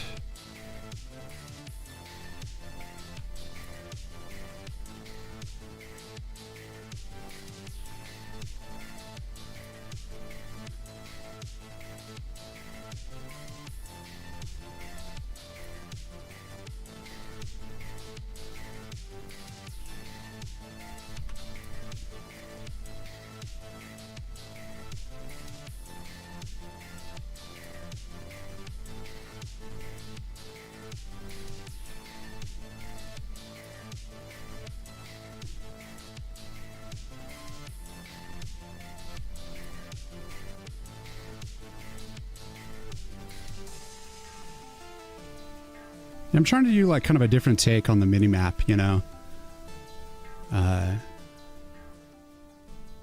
So it's like this big wheel, and here's like the different levels. We got spring, and summer will be a lava level. Autumn is going to be a shadow magic level, so it's going to be all kind of horror themed, Halloween a little bit.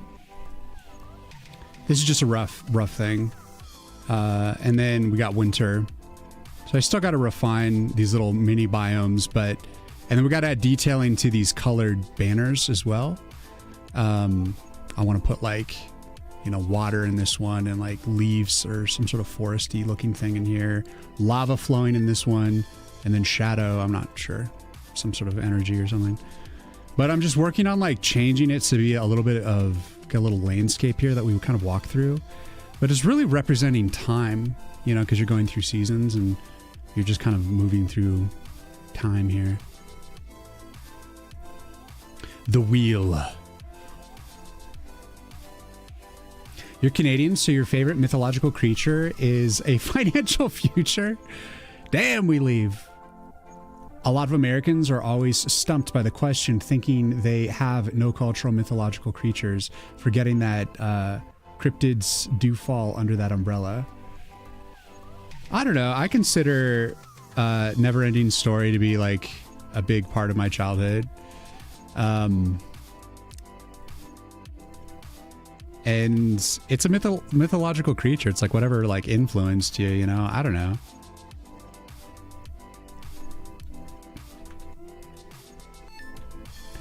The thing about America is it's a big melting pot of all the cultures, basically. So, you know, it's like I grew up with like Tolkien, anime, just like all kinds of stuff. Music from all cultures.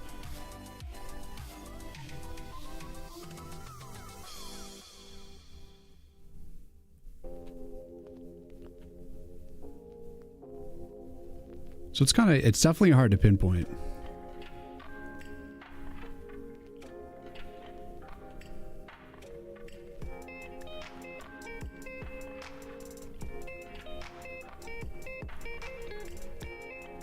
Like if I was saying Lord of the Rings, for instance, who's that dude that can like turn into a bear? I always thought that guy was pretty cool. And he just kind of does his own thing. But then that's Tolkien. That's...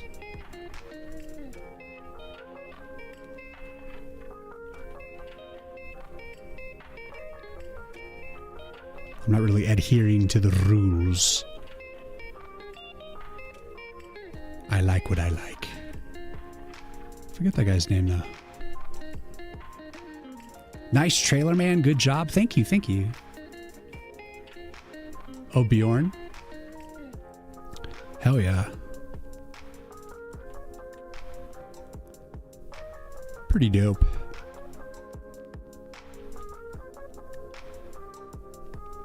Didn't he show up in the Hobbit movie? I didn't really like the Hobbit movies.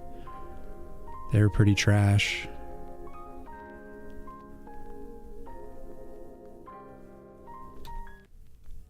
Sadly. Because The Hobbit was the first like fantasy thing I got into, honestly.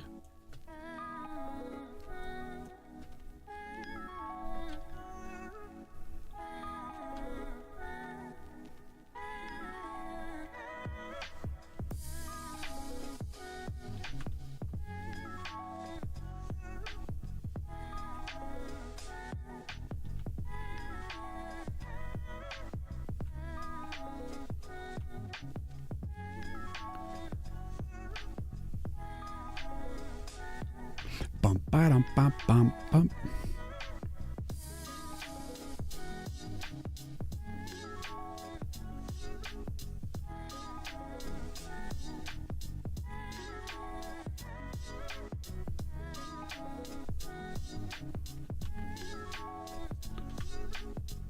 Boy, wow, wow. Yeah, I just finished the trailer yesterday, and it's a gameplay trailer. I only have the game built up to the spring level so far, and the game cycle isn't even completed yet. So it's all still a work in progress. So the trailer is only showing the Earth cards and springtime, because it's just all I have built so far. So I'm just working with what I got. But in the future, I think there'll be a lot to show on the trailer when I do the rest of the levels, the rest of the cards and stuff. So I think for now it works, and I can't wait to flesh out the game and have a lot more assets to show off.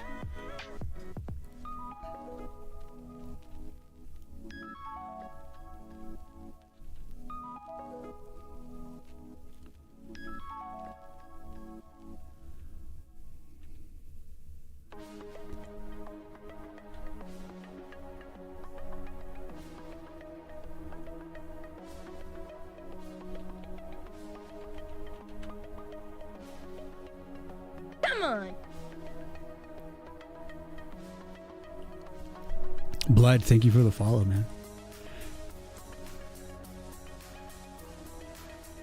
Andre's, the wish lists are going good. I'm not in Hillfort territory, but it's coming along. I got a lot of, I'd say a long road ahead of me, but hopefully next fest will expedite things a little bit. And I'm sure it'll help too when I have you know, more assets to show, basically, more game to show.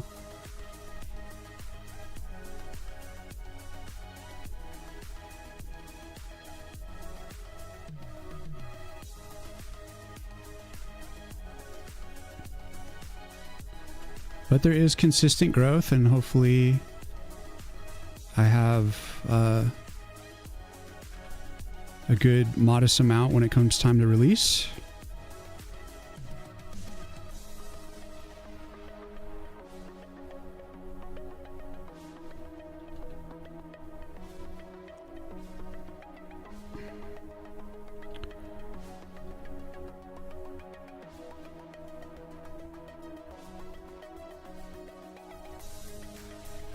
Honestly, I feel pretty proud. Like, just, this is my first Steam release, you know, so it's my debut, and I'm just learning as I go.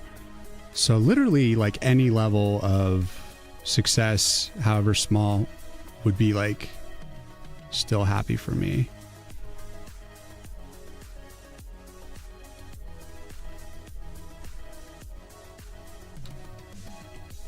Especially considering as I was creating this game, I didn't do any sort of market research or anything. I just started making it, you know, not really any testing or anything like market research or anything like that. So I knew it was going to be a challenge to promote the game, but I think that's just true of any game, just because of the fact that there's like such saturation out there.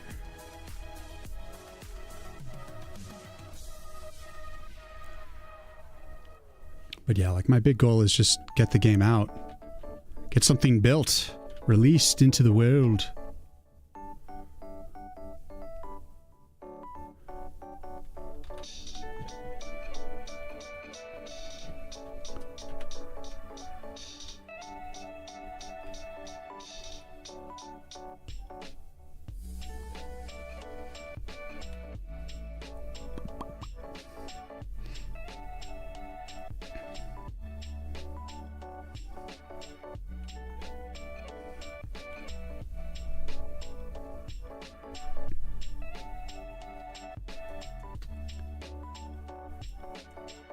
Yeah, I mean, they say like you should have at least like 5,000 wish lists before you release minimum. And some say that number's been pushed up to like 7,000. And I've also heard from another streamer, I forget his moniker, but like he said he released when he had around 1,500 wish lists. And he's like, he said the game's doing surprisingly well. Like it's not all like there's not like a specific route that you can succeed with it, basically. Like there's other possibilities, even if you don't have like the exact numbers as other people are doing.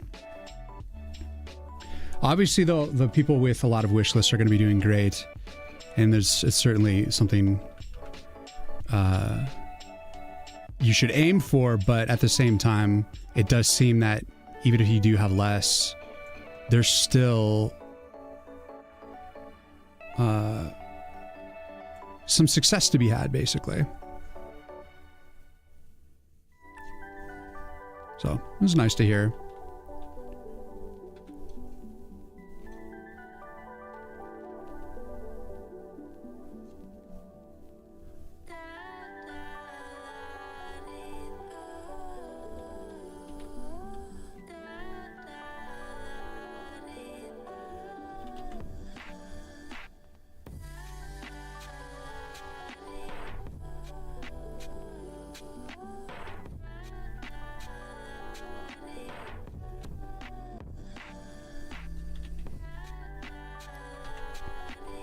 But it's definitely a humbling thing putting out a game, because like it's very public, basically. You know, people can like, once you release your game, people can look up everything about it, you know, in terms of how much money you're grossing, how many people are playing it, all these things.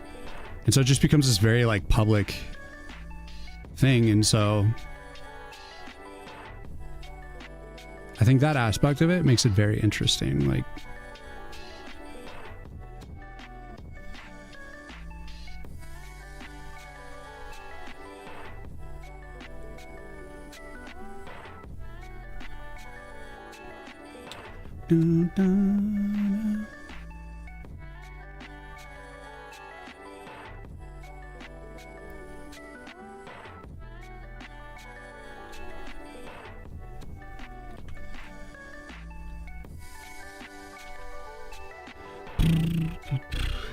but yeah, I got a long road ahead of me.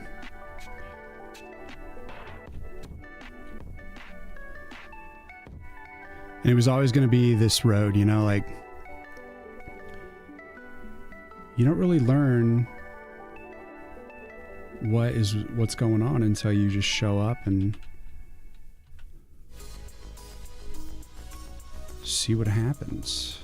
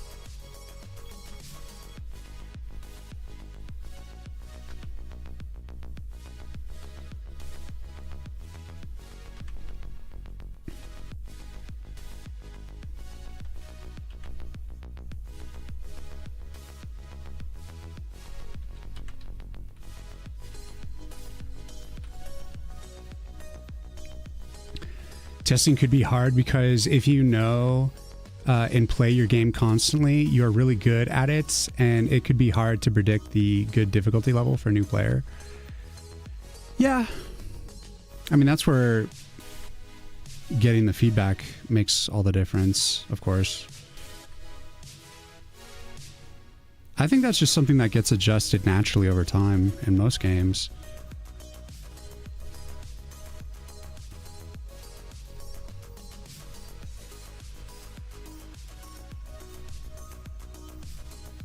I have like a whole tab on I have like a Excel sheet that's all like dedicated to ideas on how to make the game more difficult, creating different difficulty levels basically.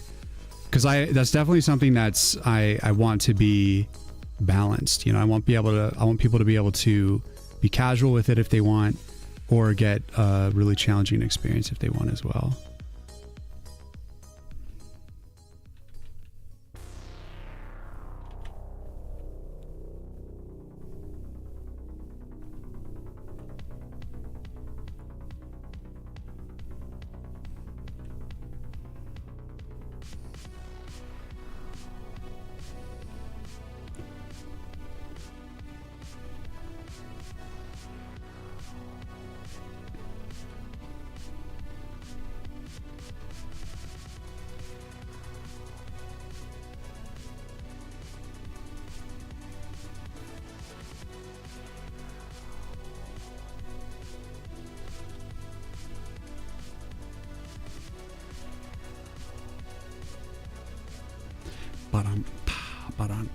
Mama.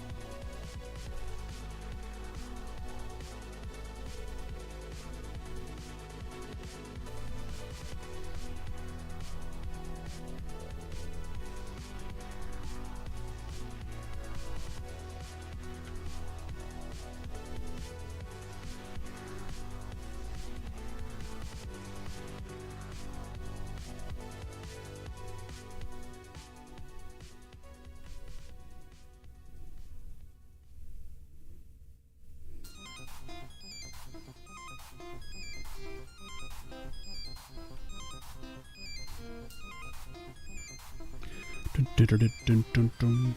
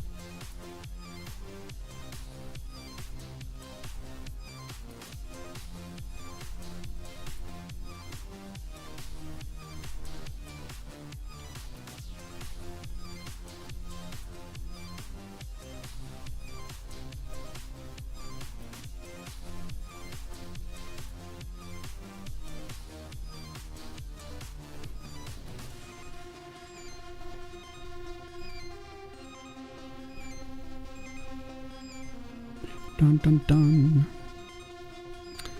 Yeah, I got so much work to do. Get this demo out. It's crazy. And I'm just going to take it one day at a time. Do the best that I can do.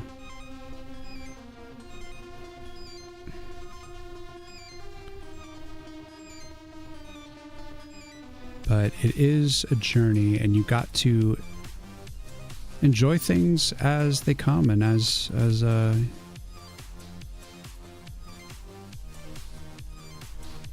uncertain as the future for this is, all of this is, I'm having a really good time. I'm really enjoying developing this, and just getting into the weeds with it and putting a lot of love into it. It's just been like just an exciting process, despite it being very drawn out and long.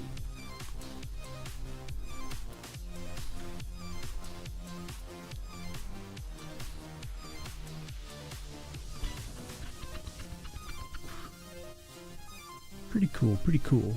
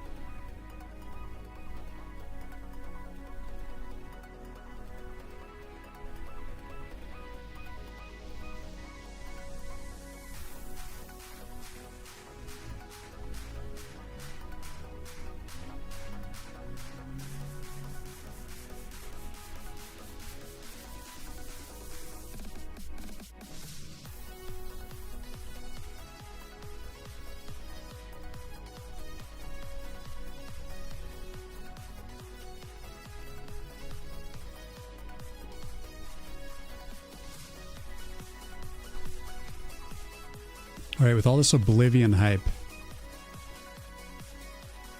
I gotta do some Oblivion.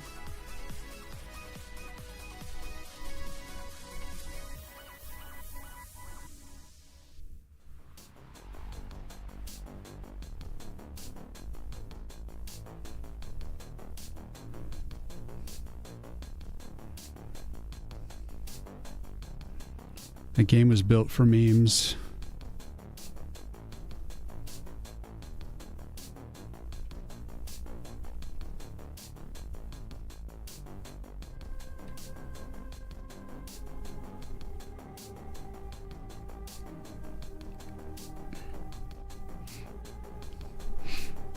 It's going to move around the board or just light up the circle. I think what I'm going to do is when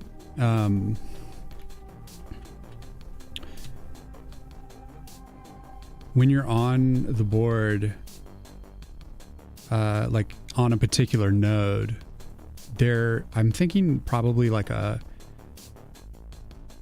some sort of information thing will come up in the center. And that'll be all of the information about the level. But I think I also potentially want additional information, but probably not. I mean, I'll probably like just focus it on the, like a little title thing in the middle.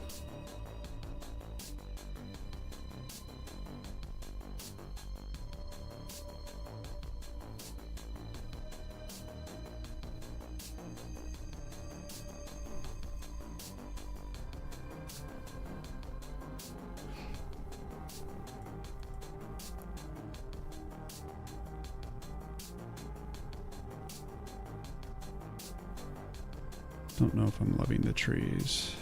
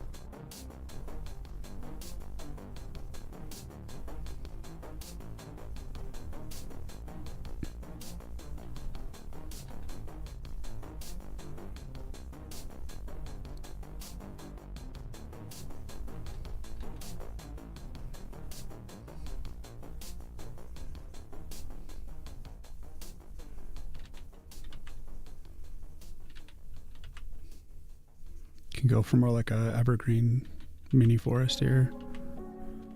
That doesn't matter. This is the spirit realm. Hey man, haven't been able to watch. Been sleeping a bit earlier. Good to see you on during the day. What's up, Apox? Yeah, I'm like on the day cycle again. Forever in flux, moving, evolving.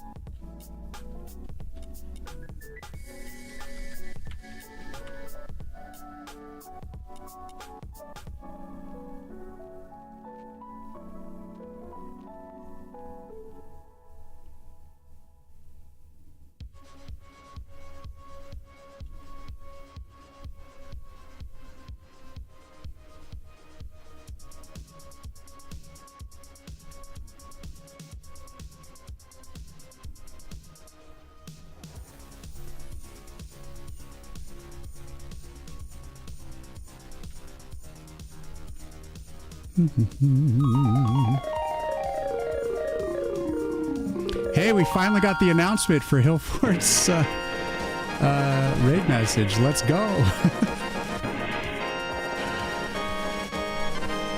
I guess Stream Elements is having a laggy day.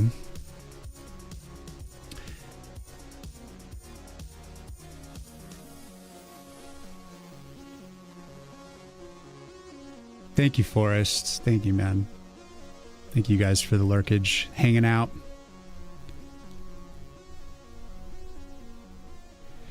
Yes, I mean, the mission this week is to get the mini-map functional. And really, I just have to get it functional for this particular level.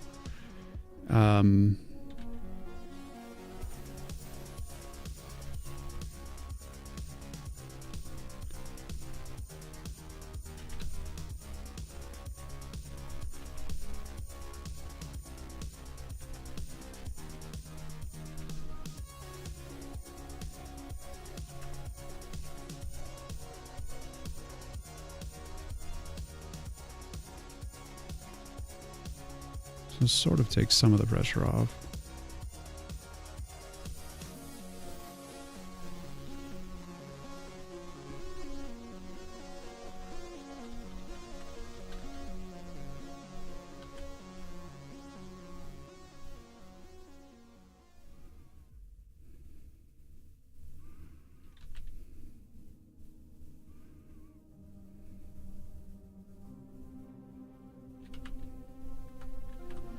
But only sort of. But so yeah, got to get this level done or this mini map done, get it functional so that you can just be running around these little areas. And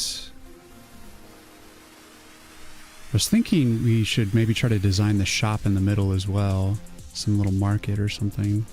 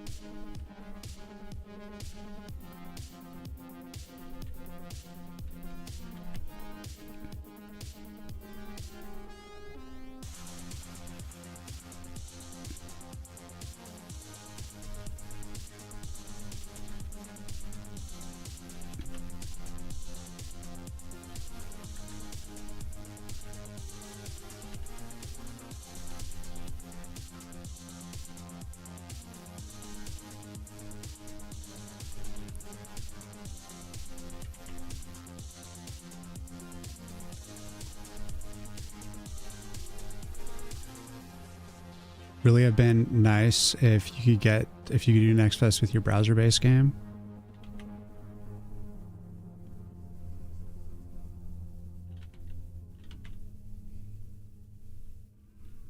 I'm sure they might have like browser sites that might be able to do something like that.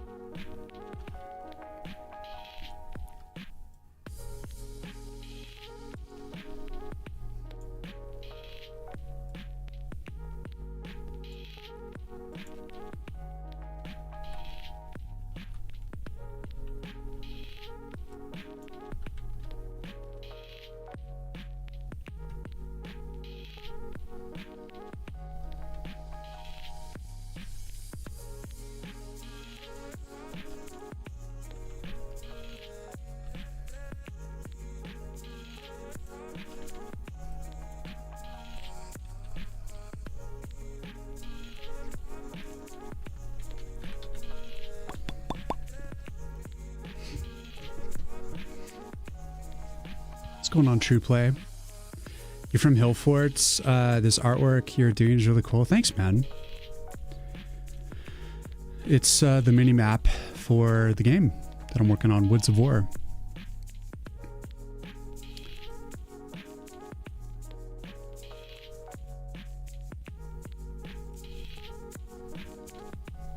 But yeah, welcome in, welcome in.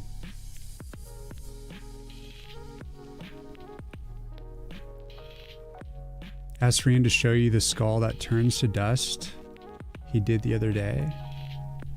I could show that. Sure. It's the game over sequence. I was originally going to go for the tree falling over, like being cut down as the game over, but I ended up wanting to do something that felt more like Baldur's Gate 2.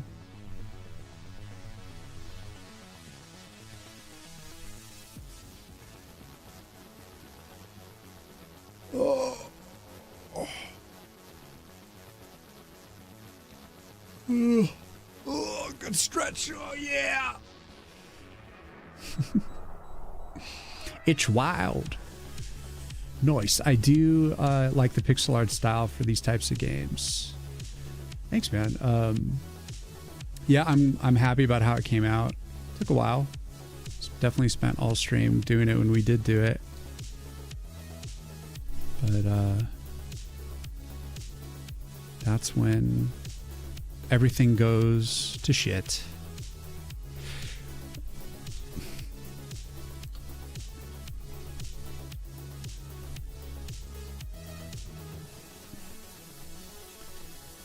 Good old wheel.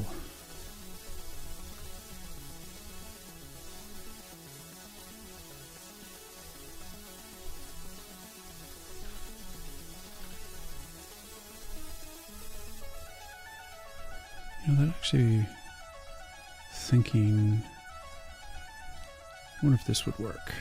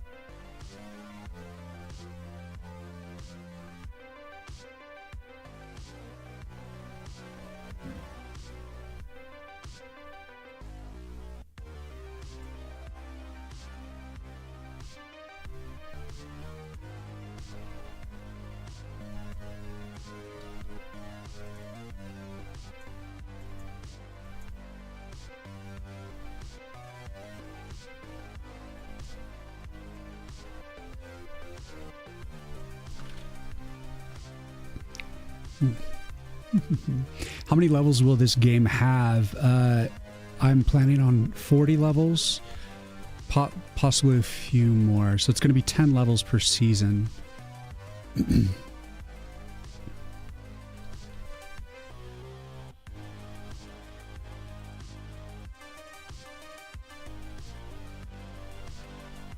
So like 4 unique level types. And then once you're like, say you're in the spring level, you're going to do 10 levels at the spring level. And what's going to change as you play through those levels is different enemy types. And as you progress through the game, you'll be earning, you know, additional resources, different cards and stuff like that. So the game will be like evolving in more than just the seasons changing. And there's also going to be, at least in the end, not in the demo that's coming up, but in the end release, I want to have weather effects that affect everything. So the levels themselves will have like weather as well.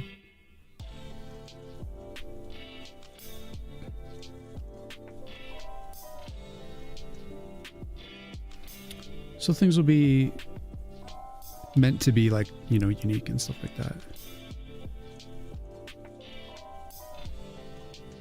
I think my game, my game's a fusion of a card game and like a deck building card game with tower defense.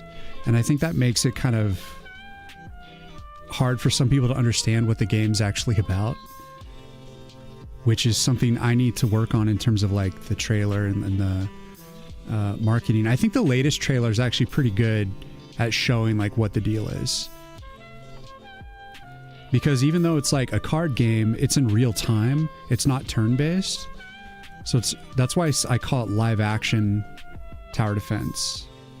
And I'm trying to think if I need to change that term live action to something else. Because usually we think of like live action in like movies, right? As like taking an animated film and putting real people in there. But I was trying to say like live action. It's like a speed. Here, let me read my description on the Steam page. I describe it as Woods of War, a speedrunning card game fused with live action tower defense. So that's like the essence of like, it's a card game, but there's just like real time tower defense stuff happening. Do you guys think like live action's maybe the wrong term? Or is there something that I could like, that is more in the gamer realm that makes more sense for that?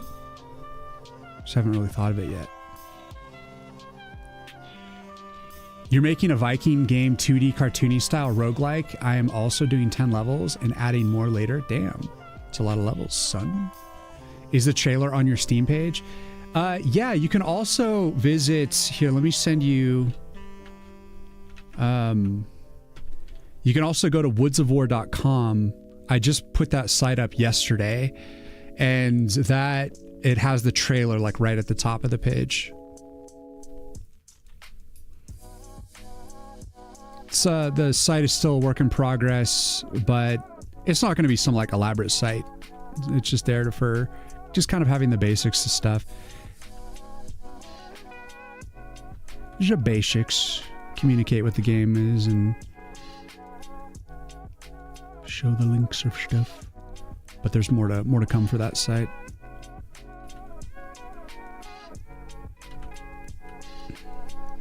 Tower defense games are real-time strategy. Yeah, so I was like, maybe I should say instead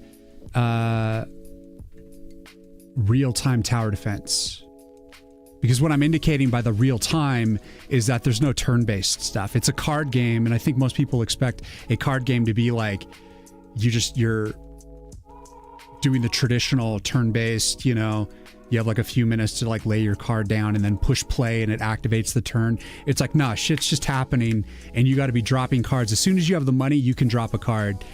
It's like, I think it's some of the Final Fantasies, you know, like when you build up like action points and then you can actually like take action. Basically, you're building up mana crystals, and as soon as you have enough mana crystals, if you had like 1,000,000 mana crystals, you could just be playing cards constantly. But the idea is to make it so that the cards themselves, or the mana crystal amount, is just like in line with you building up. So initially you can only play like 3 cards, and then you can't do anything. You have to wait to kill an enemy to start getting more mana crystals. And so then you're kind of like playing that game of like earning mana crystals, spending wisely. And then after a while, the late stage game, you start to build a surplus of money, and you can start playing cards more regularly. And I definitely want to do a little more evolution to the late game part of it, because I wanted to possibly make the enemies more difficult and give you more expensive cards to play or something like that, so that when you get more money, you can still kind of chunk it down as well. You mean it's not turn-based? Aren't tower defense by default live action? They are by default live action, yes. By indicating, I guess I felt the reason I needed to call it live action was the fact that it is, I stated it's a card game. So I didn't know if that was going to cause confusion. Maybe I should just take out the term live action altogether. Sheps Almighty, thank you for the raid. My Steam Elements is like really delayed right now, so we're gonna get that raid message, that raid alert in like 20 minutes. But thanks so much for the raid. Welcome in. How are you doing? Roguelike and deck builder are the popular words. Yeah, maybe I should say deck builder. There's no raid message. We ran out of time. Well, there's no raid alert either. We're operating on a very strange realm right now of things just being kind of crazy. Is that Nan? What's going on? Shep grew one more brain cell. There you go. There's your tagline. Let me shoot you a follow there. What were you up to, man? Lies. Well, I guess that means there was no additional brain cells. How's the tower defense game going? It's going pretty good. What's up, Orshi? So right now I'm working on the mini map, and I keep adding like stray pixels and stuff.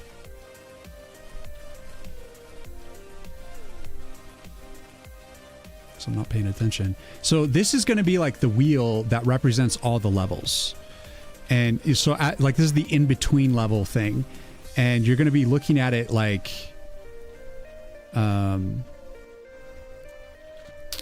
it's going to be like this, where it's going to be kind of cut off at the bottom. And you're going to see the other realms, the other seasons on the side, but you're starting on spring. And then you just like are going to be a little spirit smoke thing, which is this little guy, which honestly should probably be up and down.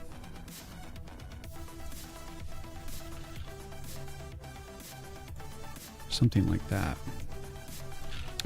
And you're just going to be like walking around the map, doing map stuff, getting to levels, playing the levels, and then when you beat all 10 levels of that season, the bridge will show up, and then you can cross over the bridge into the next realm. And here's all the realms.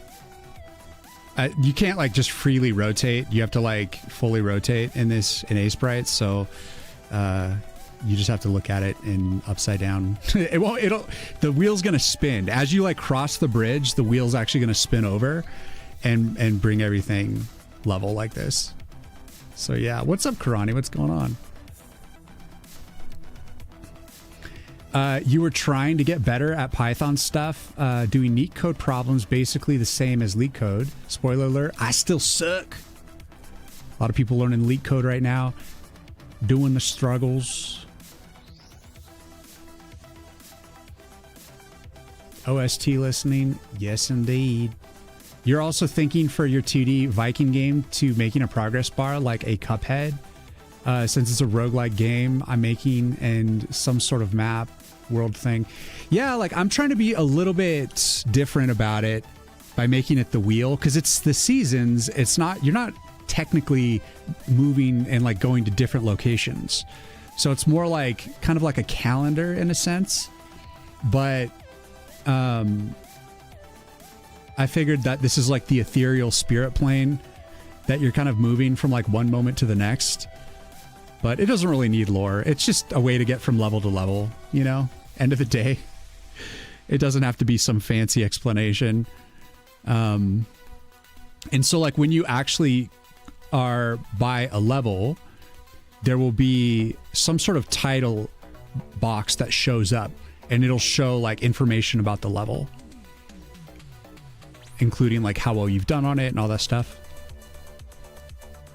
Where you can like set difficulty, like launch the level, whatever, the whole thing. Still got to design that. That's a cool way to do it. Thanks, man. The wheels on the bus go round. Man coming out with, let's just say it's elementary. Yeah, I like your idea for a map wheel. I hope it vibes. I mean, I'm also going to be putting, I've been toying with the idea of putting a little market in the inner circle. So that you can travel there anytime and like pick up little items and stuff like that you can use during the levels, and then having like another area for the talent tree.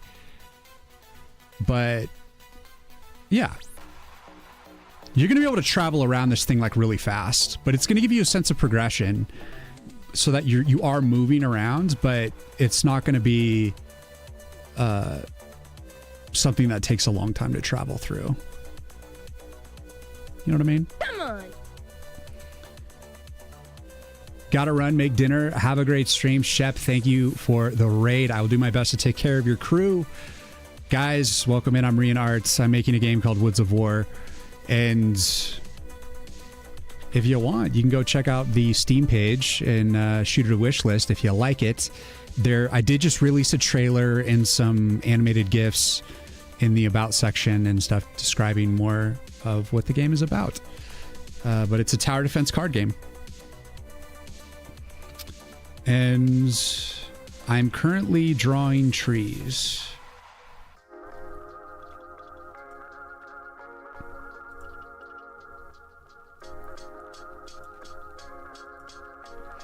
Adding little trees.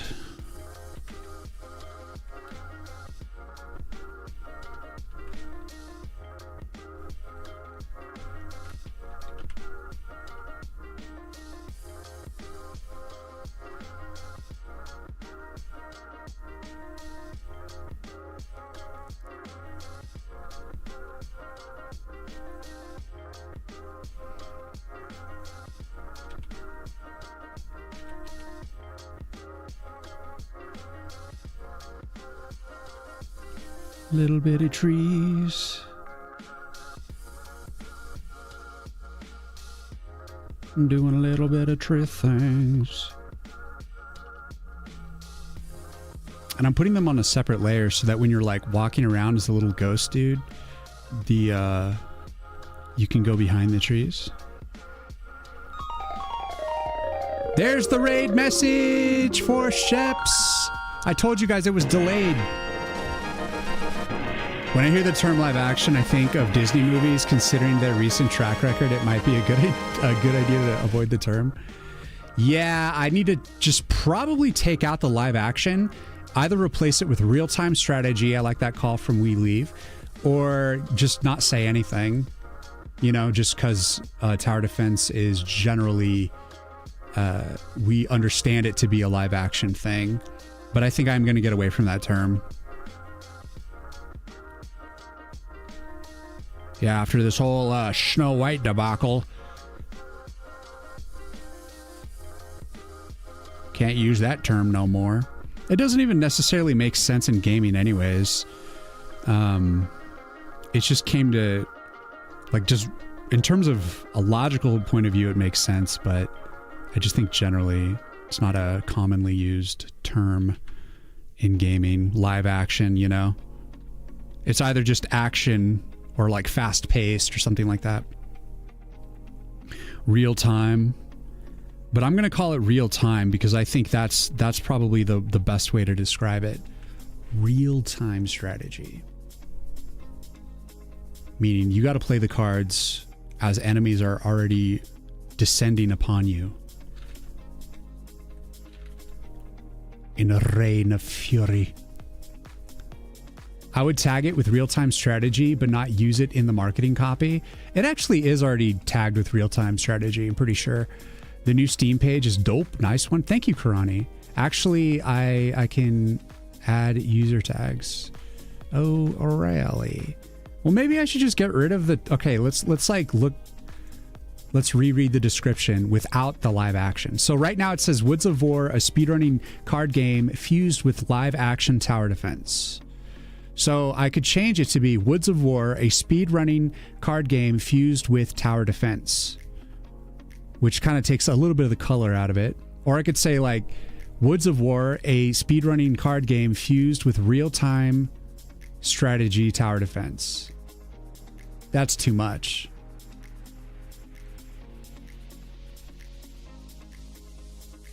Or I could just be like, Woods of War, a speedrunning card game fused with fast-paced tower defense action. You know what I mean? Cosplay as a tree and make live-action cutscenes. Maybe that's what I should do. I should just wear like a tree hat, paint my face, like glue bark to my face, and then like, you know, big old green beard. Oh, God.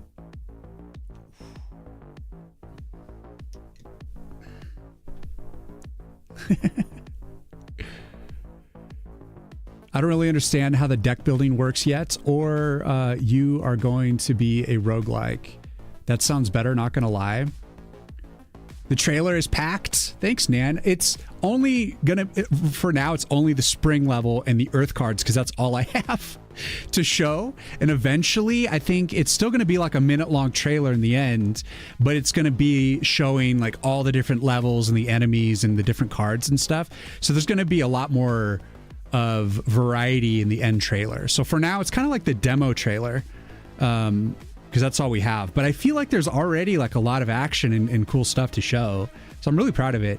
But I can't wait to just really show the variety in the long run. It's going to be awesome. But we got to build it up. Magic card game on a tower defense field. What about the term speed running? Because now that I think about it, I'm saying speedrunning and live action both to serve the concept that it's not a turn-based, it's like it's a real-time action, you know, real-time game basically. You know, there's no pausing. In fact, I was going to add into the talent tree the possibility of you putting in like time slows. So for people that struggle with the speed of it, could potentially slow down time.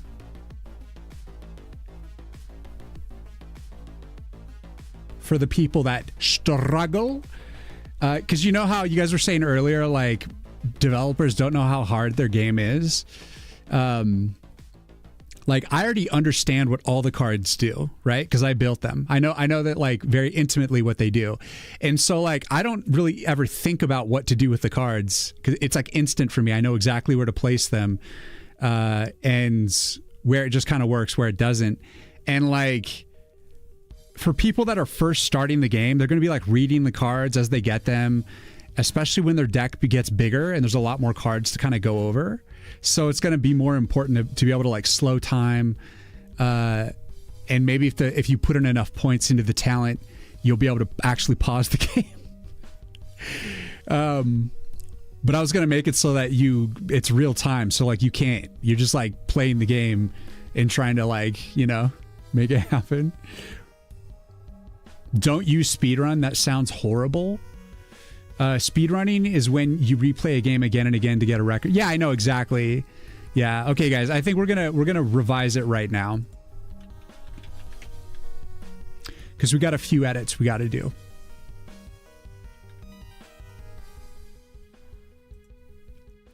I'm trying to get better at writing. I'm about to start reading The Outsider by Stephen King, and I'm like trying to analyze good writing, at least marketable writing. Let me see. Where is the store page here? I'm just editing the description right now. So Woods of War. No, that's the description, not the mini description. Woods of War, a speedrunning card game fused with live-action tower defense. Woods of War, a fast-paced card game fused with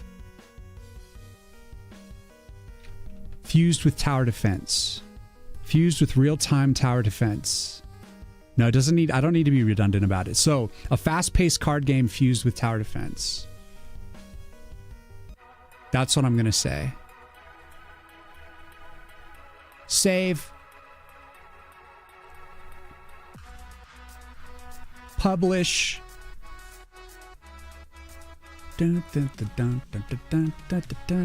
Refresh.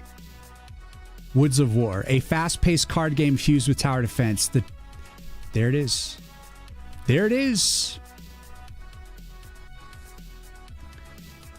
You not use speedrun. The word is loaded with a different meaning in the gaming industry.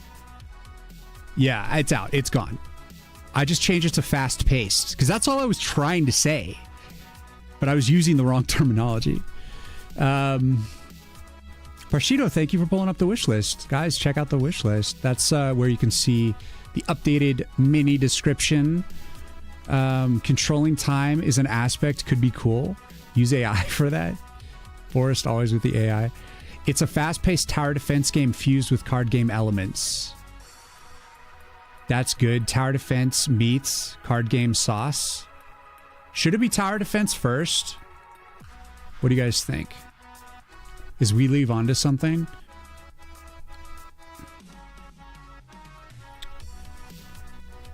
Shit, where was it?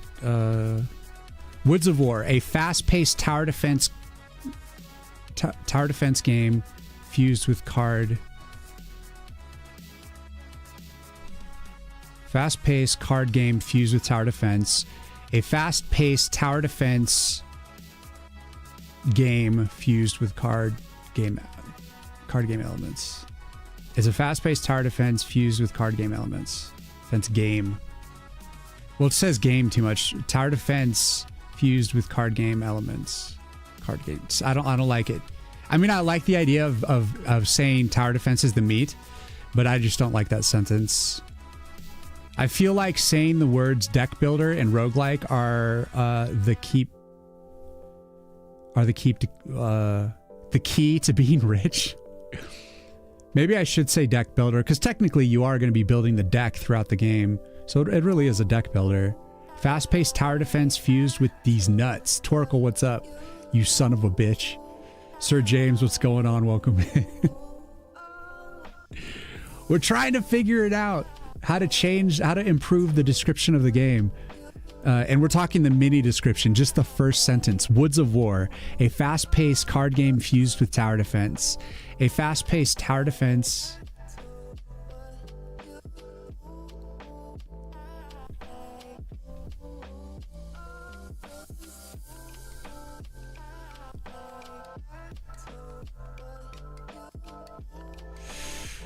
Somehow tower defense fused with card game doesn't work for me, but saying card game fused with tower defense seems to work. But like the whole thing is like starting to lose all meaning.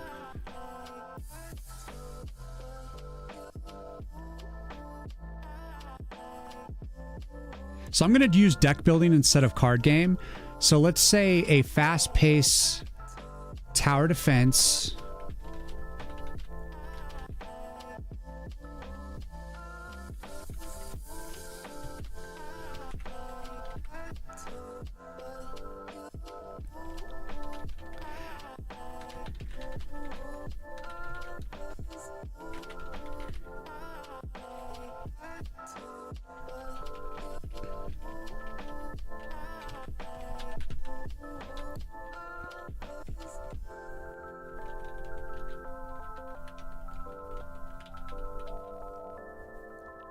Fast-paced tower defense game fused with deck building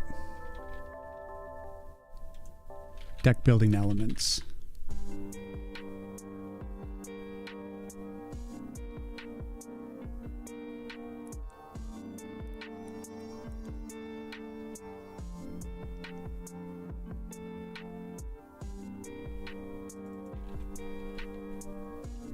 It's not concise enough.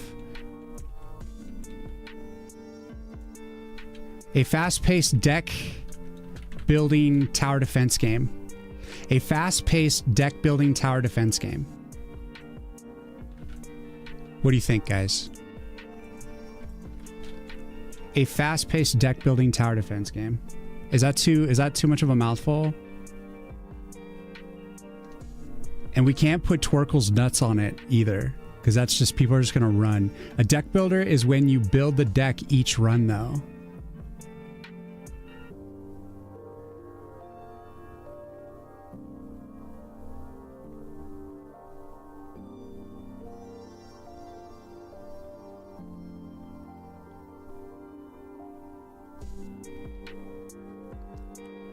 I mean, is that... Like, here's the thing. There's a deck of cards. As you play through the seasons, you're going to be unlocking more cards and curating your deck. That sounds like you're building a deck. The exact method in which the deck is built, I feel like, is not as important. Like, I think it's can still be considered a deck builder, right? First time I see the map, not just adding cards over time.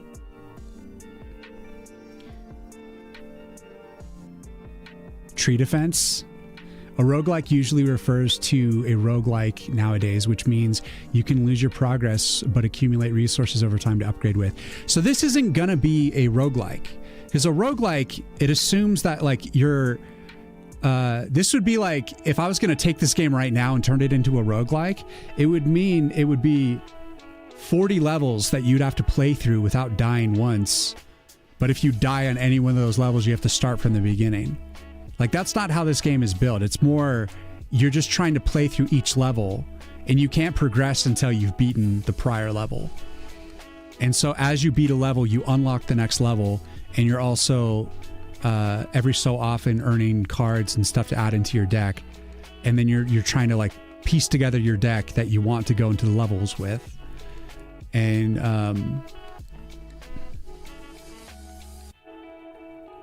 the forest fights back. Just don't say fast-paced.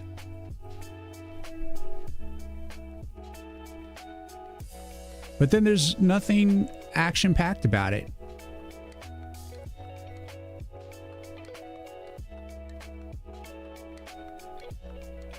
That takes all the color out of it. Deck builder is when you grow your deck as you play. I kind of like the way it is right now.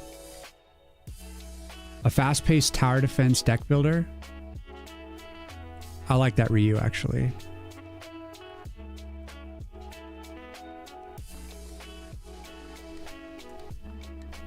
A fast-paced deck or fast-paced tower defense deck builder. Woods of War, a fast-paced tower defense deck builder. The whole reason I want to say fast-paced is because I'm trying to indicate it's a card game, but it's not like a turn-based thing.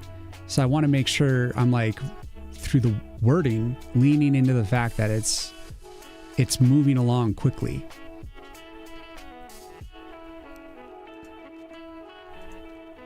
So I'm going to go with what Riyu said. Woods of War, a fast-paced tower defense deck builder. That's tight. That's concise. I like that. We Leave hates it. How do you add cards? So you earn cards. And I'm not exactly sure when I want to do it, but I'm thinking as soon as you finish beating a season, you'll earn a card for that School of Magic. So when you've beaten like 1 through 10 on Earth, you're going to unlock a new card.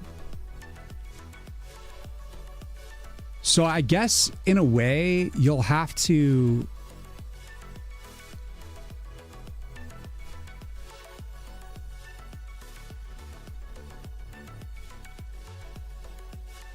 I guess it would be best to like actually make a roguelike sort of run.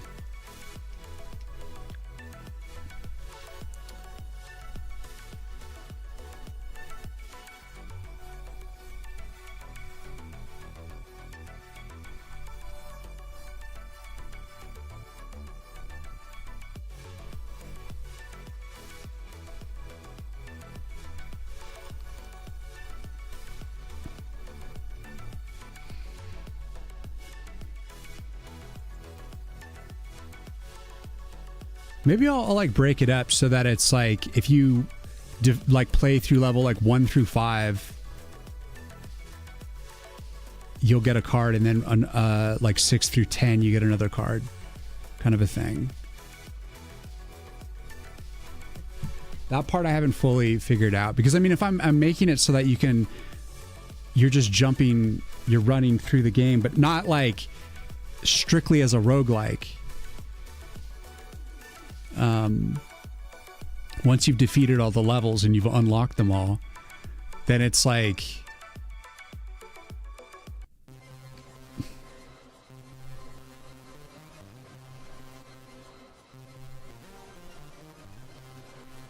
maybe I could just make it like Game Plus. You know, like you do have to complete the full 10 level run to unlock a card, but it's under like a Game Plus scenario.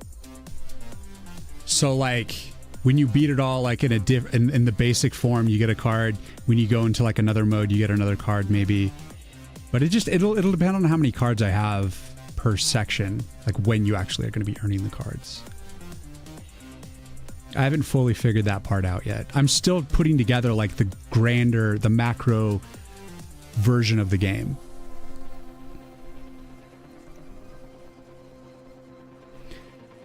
How do you add card? Yeah, so like just figuring that out. You're just trying to help with the terms, not be confusing. I agree, man. Hearthstone has deck building, but is not a deck builder game.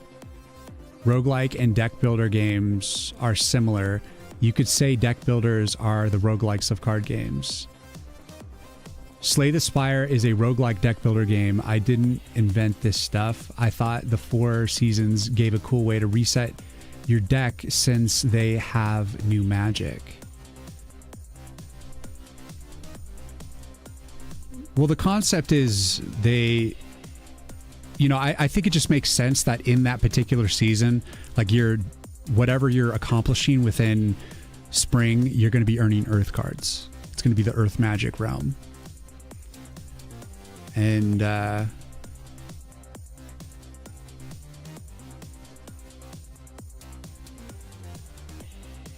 I might even just put it up as like straight up like a quest that you have to accomplish, you know, certain achievements to unlock cards. So that way it can still be kind of open.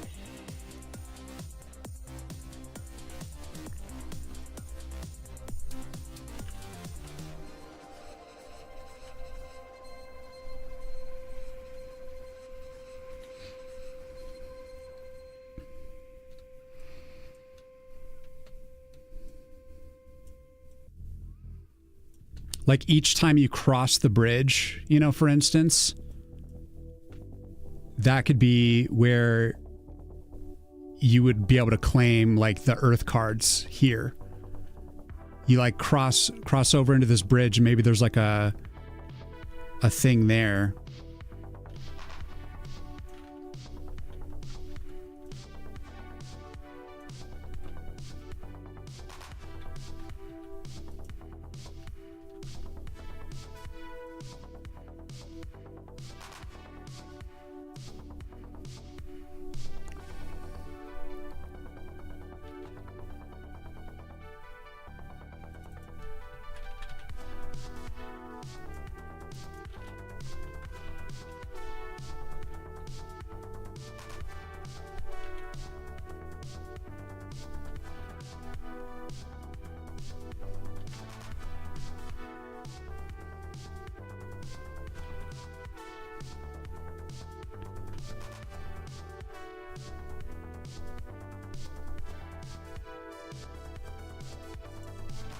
Come on.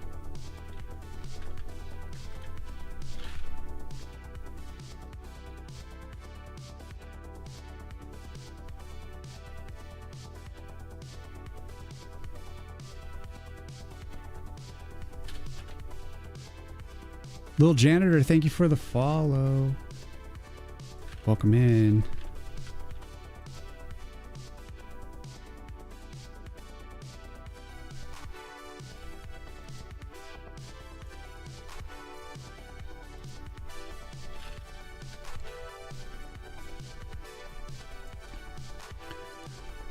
So when you like go onto the bridge node, that would basically tell you what you have to do to unlock another card, kind of a thing.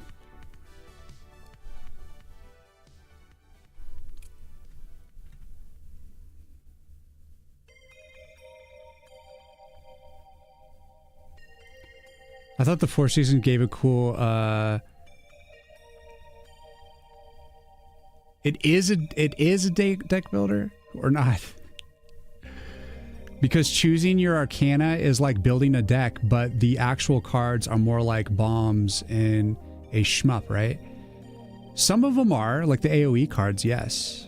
But the there's the general Arcana cards, which will have particular, they're in the respective schools of magic, you know? So there's the Earth Arcana, Fire Arcana, Frost Arcana, and Shadow. And then there is the utility cards. Those cards are very general. You can use them on any school of magic type, basically. So it's kind of neutral. And they're going to be more management cards. We're talking like attack buffs and heals, perhaps, and just different mechanics to help you play the game. Like the whole like, look at the top 3 cards of your deck to like pick one, stuff like that. Those are going to be the utility cards. So those don't fit into a particular school of magic. And so those, like, I think you'll earn those at different intervals. But the actual like Earth Arcana cards and stuff, you'll be earning those by doing Earth specific things. And I'm thinking putting the node on the bridge, that's like, when you cross the bridge and you gain access to that node, there'll be some sort of like dude there or something that just says, oh, hey, like the first time you show up, you're just immediately going to get a card. But then the next time you cross the bridge and you look at it, and he's like, if you want to earn another card, you have to beat the Earth like with this quest. You know, you have to do like this, beat it this certain way or something, like beat all the levels on this difficulty level, or with only using like the Earth deck or only using the Fire deck or like stuff like that, you know?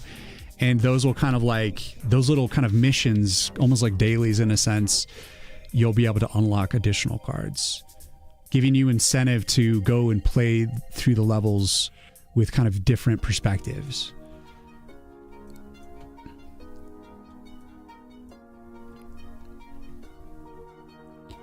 But if the Arcana you put on the tree don't show up as cards, right? They do show up as cards. What do you mean? Everything's on a card. Everything you can do is on a card. Achievements are a good idea to unlock cards, but also add a fallback so that the player will be guaranteed to unlock them eventually by just playing the game.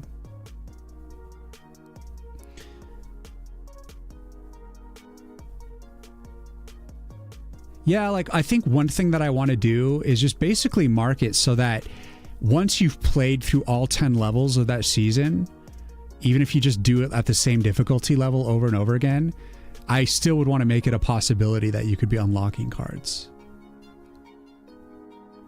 But we'll see. Because I mean, like I said, there's going to be like 50 cards in the end, at least. And so there's only so many, you're going to like, I'm going to give you some of the cards initially, you know? And so there's only going to be like, you know, I don't know, at least like 30 to 35 cards probably that you need to unlock and earn over time. So it's not like a ton of cards. It's not like infinite cards. So when that runs dry and you're no longer earning cards, the game is going to be, I think it's going to kind of lose a little bit of its end game luster, except for the fact that you can play through with those with all the power, you know. But you know, all games are meant to be beat beaten at some point. The deck building part is that you have to improvise a strategy based on what is dealt to you. Yeah, exactly. So it's like, it's, to me, what defines deck building is, you know, like what you say makes sense, where you have to, like, as you play, build up what you're doing, build up your deck as you play the game. But like, I'm thinking as you're unlocking cards, you're then going to go to all the cards you've unlocked, and there's only so many cards you can put into your hand, basically, like put into your deck, that goes into the game, that's then dealt to you randomly. So in that sense, you're like saying this card goes in, this card goes in, and you also specify how many copies of that card. And there's just going to be like a certain, you know, amount of cards that can go into each level. And then so you're just like, all right, I want like 6 Thornblades, 3 Piranhas, and, you know, 1 Saw Blade. You know, like, you're going to decide how many, up to however many cards you can actually are allowed to go into a level. And so then in that sense, you're kind of deciding what you're like deciding what kind of deck it's going to be, but then how it's dealt to you is like not in your control. You just have to work with what's given to you. So you could pick totally like the wrong set of cards for a level and learn the hard way.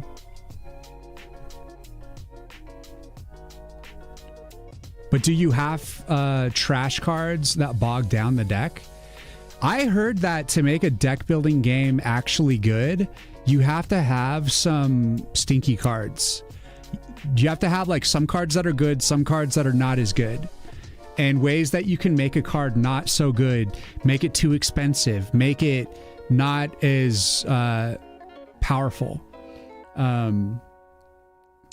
Or even make it useless, you know, like do things to actually nerf some of the cards extra hard so that you can kind of learn what cards are worth using and what aren't. Like that whole discernment is part of what makes it interesting and fun. So you want to make some cards that are bad. Like you can't make every card maximum strength and awesome, because then it would just be like, there's no strategy involved. So yes, there will be bad cards. And what I mean by bad is just not as good as some other cards, basically. So they'll still have function. And then there's also going to be the whole hidden thing where it's like some cards are going to be bad on their face, but then like once you combine them with certain cards or like do a certain thing, then they become really like good, like stuff like that, so that you can like learn the kind of like tricks of like what actually is legit, but looks it actually on its face seems like shit.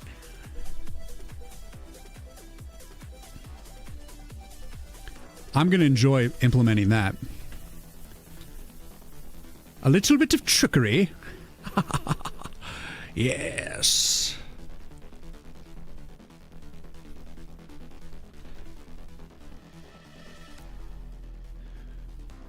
Meow, meow, meow, meow, wow, wow, wow, wow.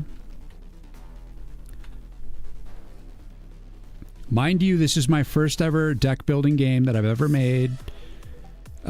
So it's going to be a learning curve, and I'm going to require and benefit from the feedback that y'all give me about how to balance it more and make it spice it up, basically. And for now, the big focus is just to make the damn thing function and have like art and stuff for everything. And then we're going to get into the meat of like trying to make it better. You know what I mean? Adding additional functionality, increasing the difficulty and stuff like that. Which will come in time.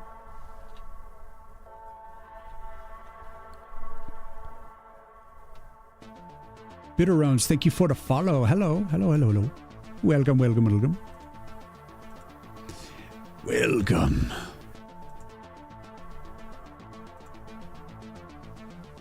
But yeah, it's going to be fun, man.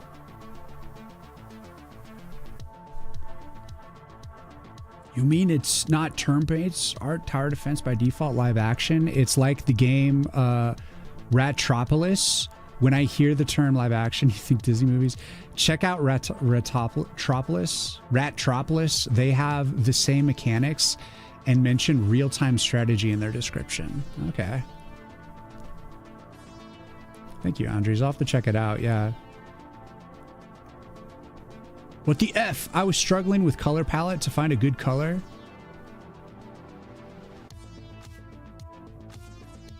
Three anime-themed characters, sprite sheets later. Anyway, all the conversation was just think about the market copy. It's all a package deal, man. Deck builders, you trash or purge cards because you can get a crap hand dealt to you and be doomed. Yeah, so I need to figure out something to do about that.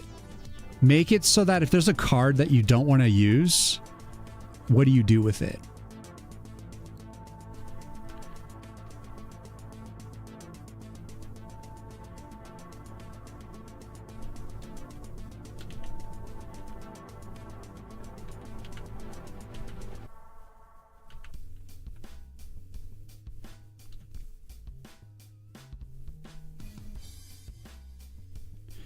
I mean, technically speaking, you can, when you build an Arcana, you can sell it back. So I guess like the one thing that you could do with a card that you don't want to play is play it, and then like if it's an Arcana that you don't want, you could build it and then you could sell it, which immediately sells it back to you at like half price though, at like a penalty. So you can like trash cards that way, but you do kind of lose a little bit of money in the process, but it opens up your hand so that you can get more cards into your hand. The other choice is just to hang on to it.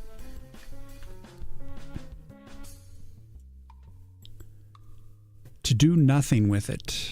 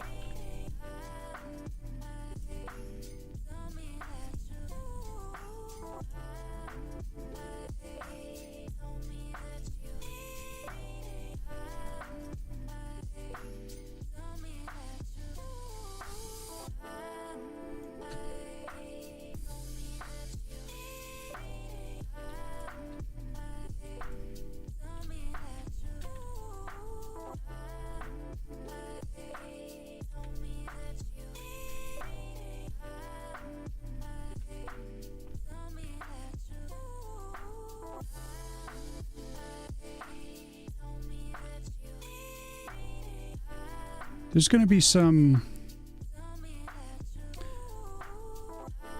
figuring this stuff out. It's I don't think it's going to be super obvious until it's all put together, you know, like, I don't know, it just has to come together.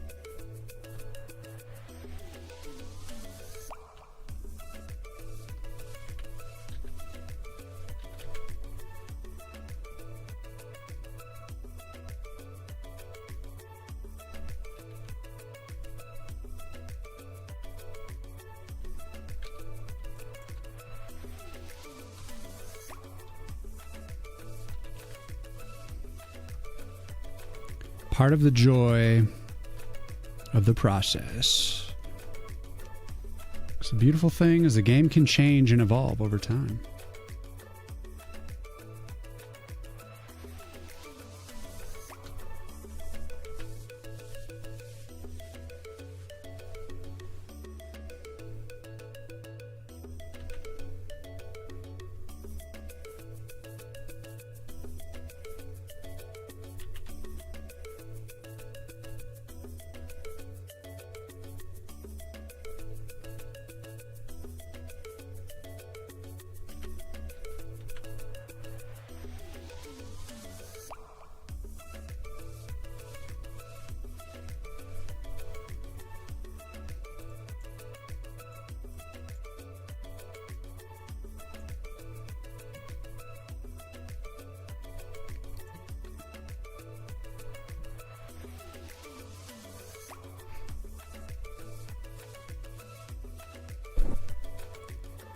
Are there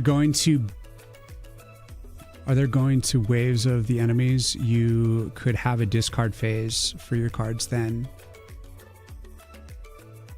The other part you are maybe neglecting is how much the combat looks like a beat 'em up. You're still struggling to find good shaders for your palette though. Good luck, Forrest. You can do it. I feel like saying deck builder attracts older fans. But just calling it tower defense would be better for younger. Well, it is both, so we're calling it both. And it is just, there isn't a beat 'em up. I mean, not really.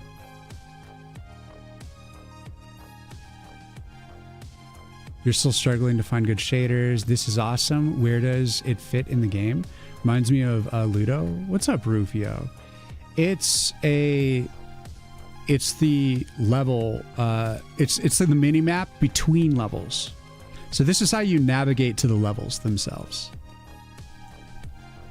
So it's the wheel of the seasons, basically.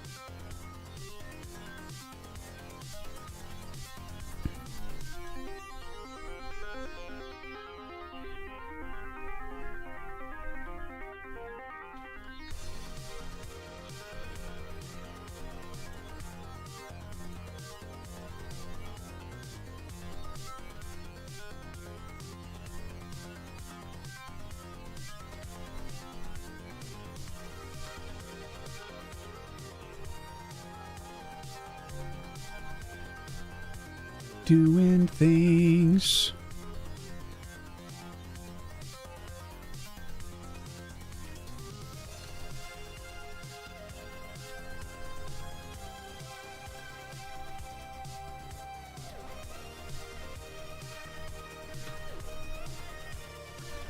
There's a lot of stuff that goes into these things. What's up, Sergeant Pepper?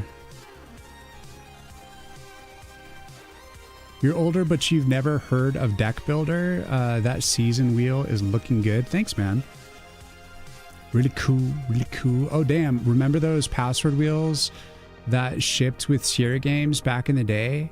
Those designs just triggered that memory. Oh, crazy.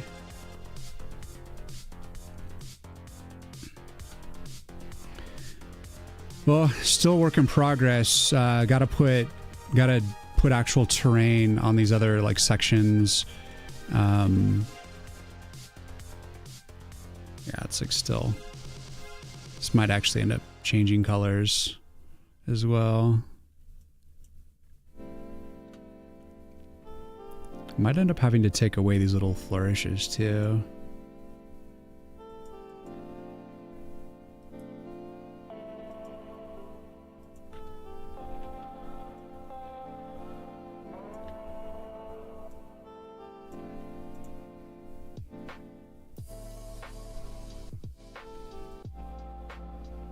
We can leave space for the translations.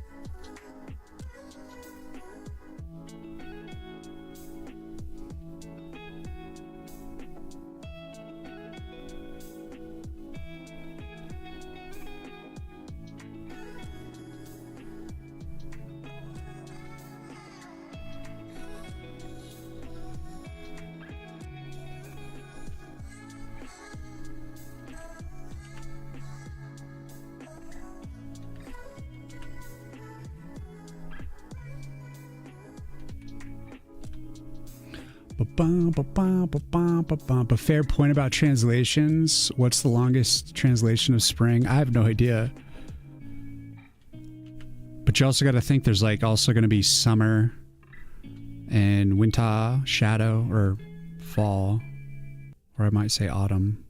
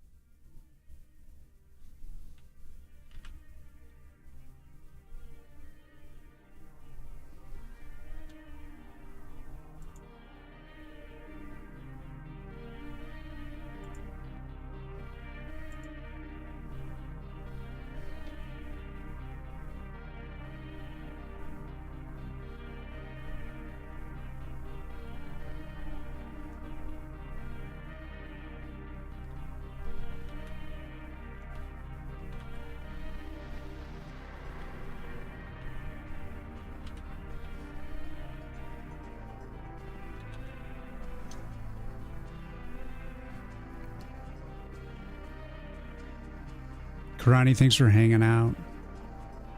Appreciate you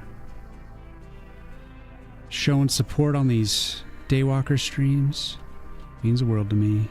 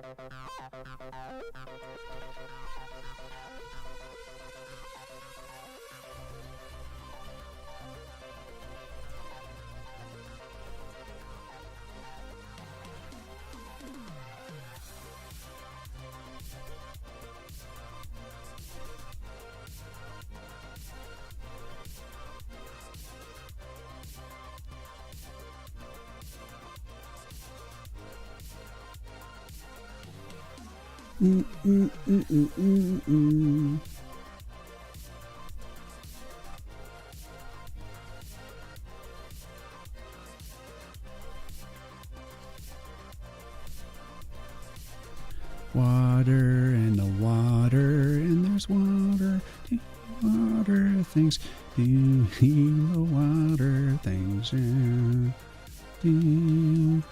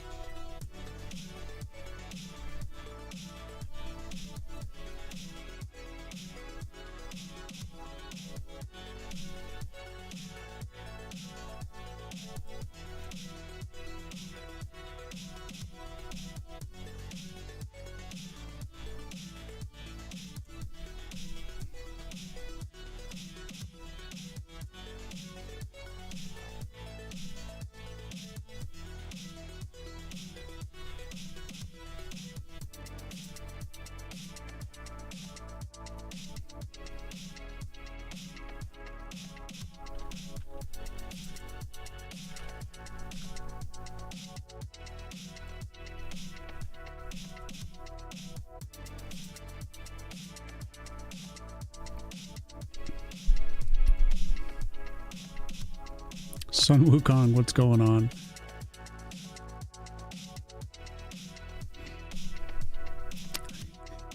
Doing the old shrooms thing, huh?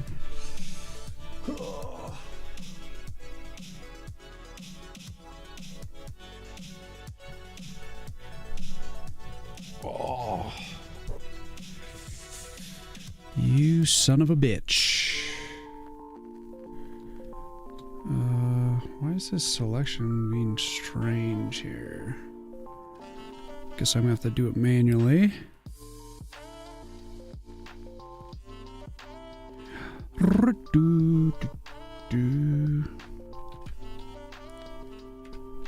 Right.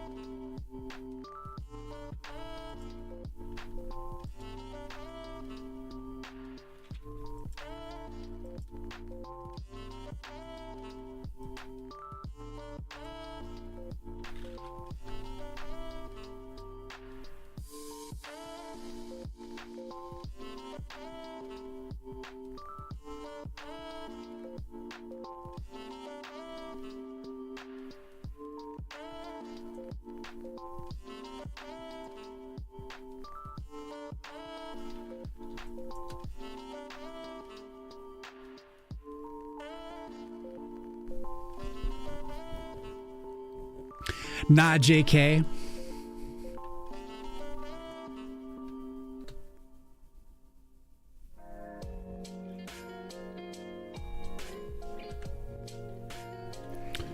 Dun, dun.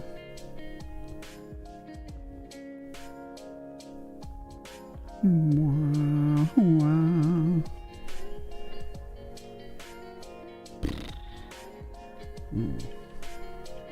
Ooh. Ooh. Yesh.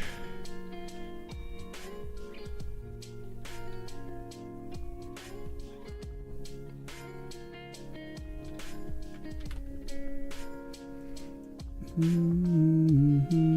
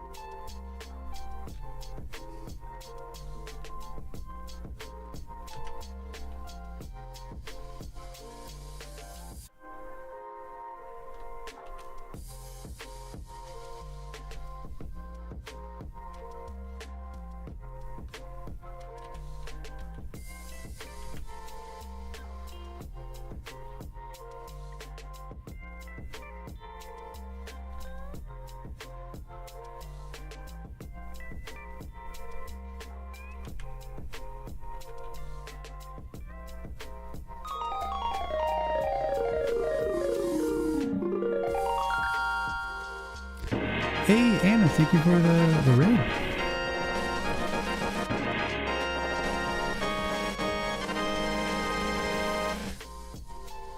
Has our raid message finally caught up to real time?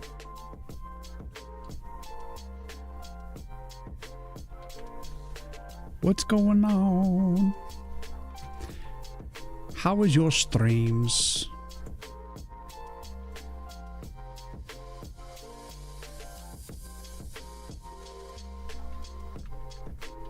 Goes pretty good.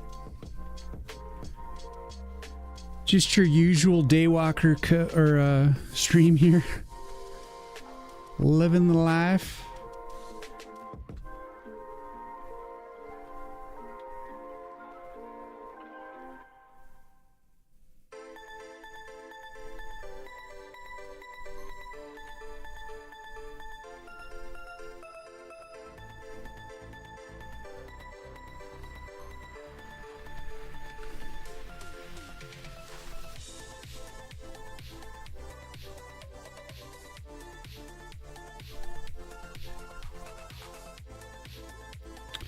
Doing the thing.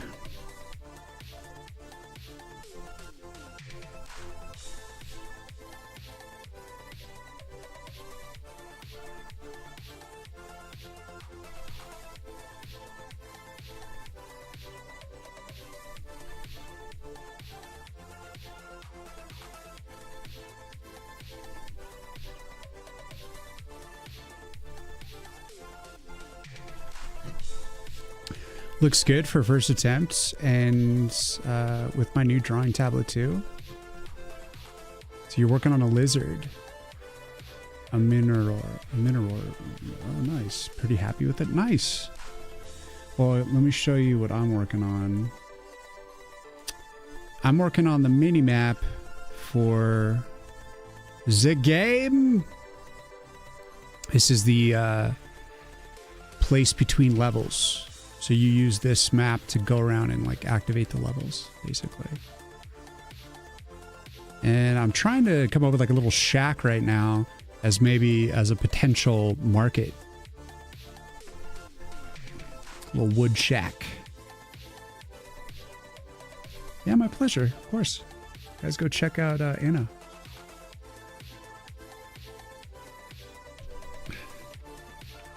Just lots of little scenery today. I don't even know if this is how I want the little market to look.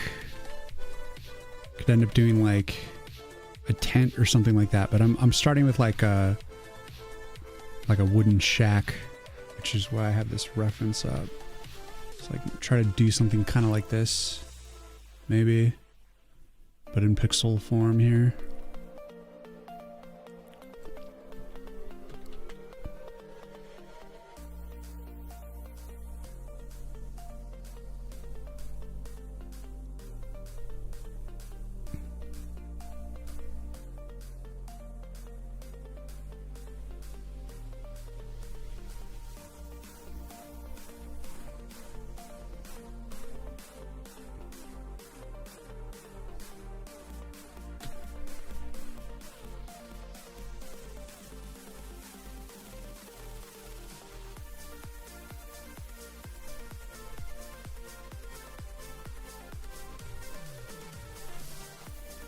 Yeah, I haven't done any like preliminary sketches for this or anything, so I'm just kind of guessworking here. Market like power-ups? That's cool. Yeah, like oh, we're on ads, aren't we? It's like, yeah, basically to buy some supplemental things that you can pull into the level, just extra resources and stuff like that. Yakozy, thank you for the follow. Welcome in. You're gonna be lurking. You're get your food ready. Sounds good. Sounds good. Thanks for the raid. In case you can't see my face. Yeah, let's see what we can do about this.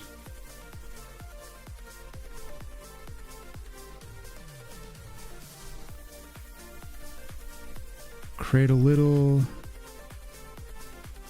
market here, a little wooden shack. How will the player buy from the market?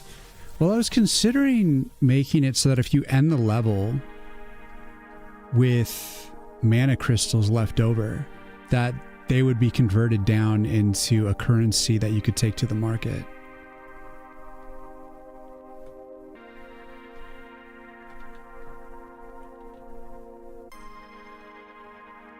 So there would just be like a kind of a secondary currency, basically. So for like every you know, I don't know, say like 10 mana crystals, you get like 1 coin or something like that. I don't know, something like that, I guess. I haven't really thought about it too much. Just that it'd be some sort of exchange like that.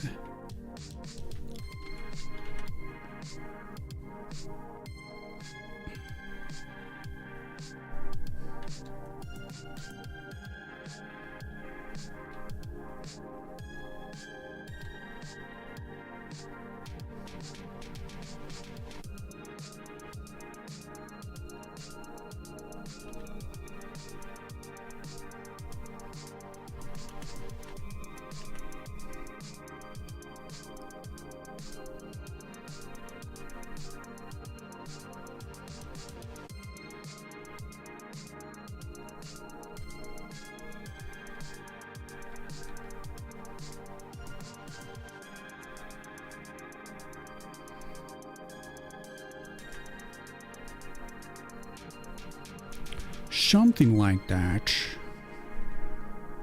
Yeah, do your food. Thank you so much for the raid.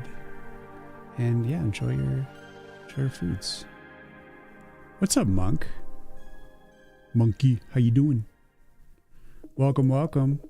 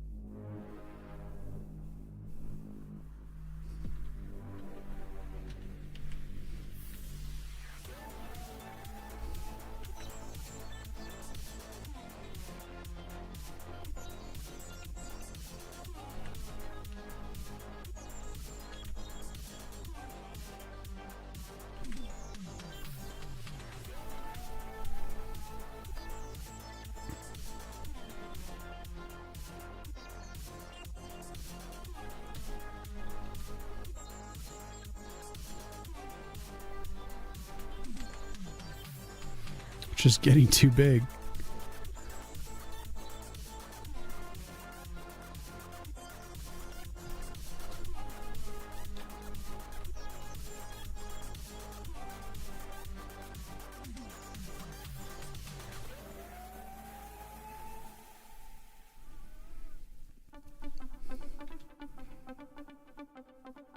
All right, shack is out.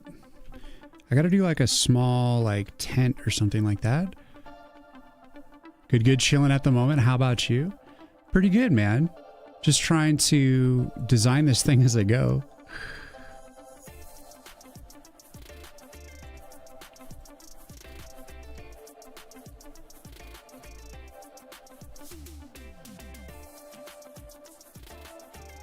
I could do something simple like a portal.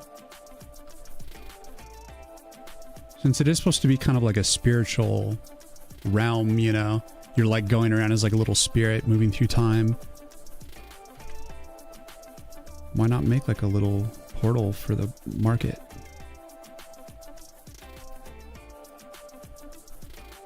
Because that would be nice and compact.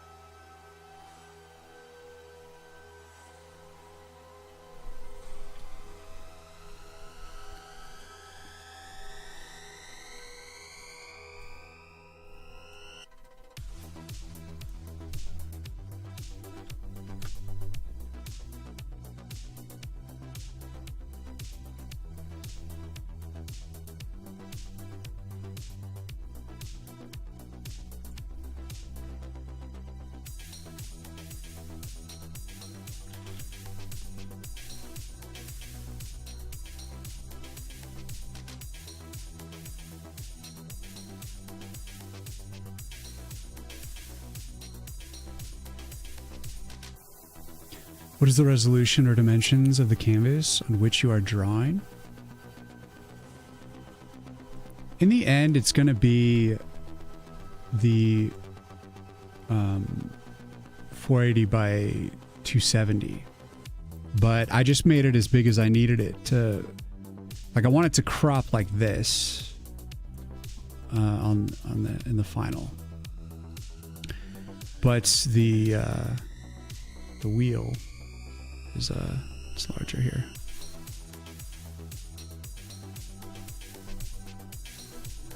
It is that right? 550 by 550. So just a little bit wider than the 480 by 270 in square.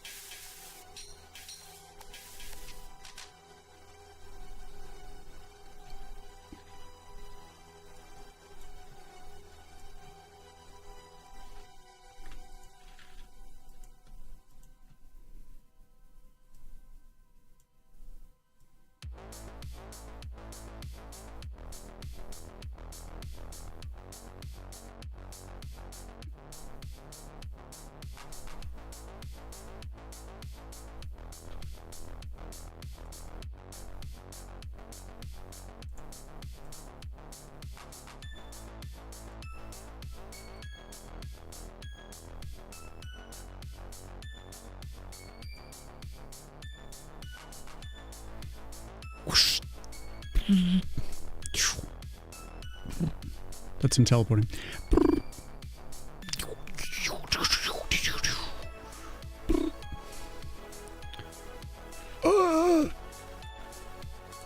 Running around like a little spirit dude doing spirit things.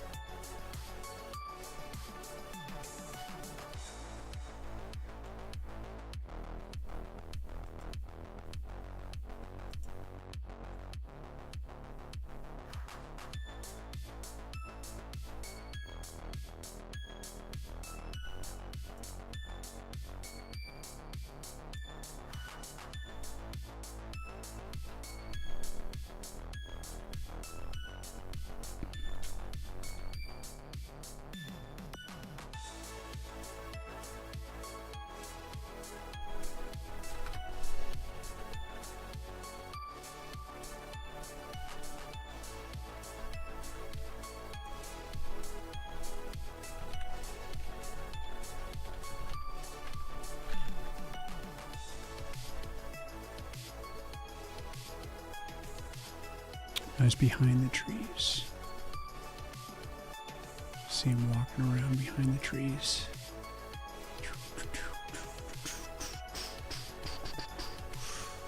Walking around behind the trees.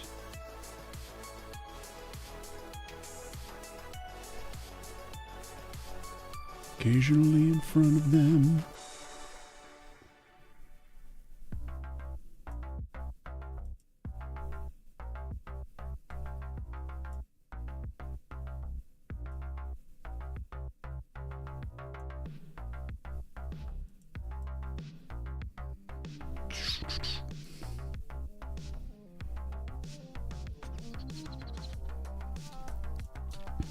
So that settles it. The market is a portal.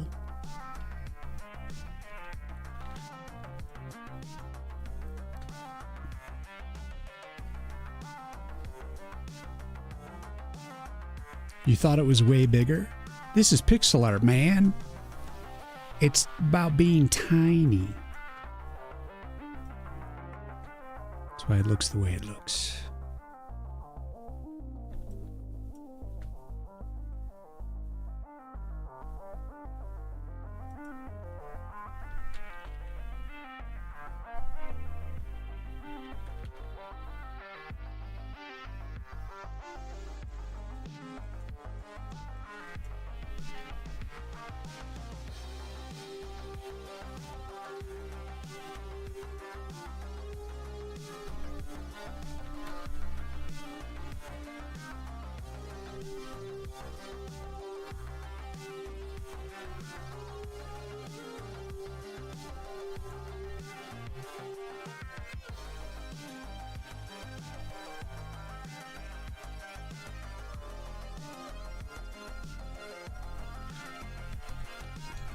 Many ruins.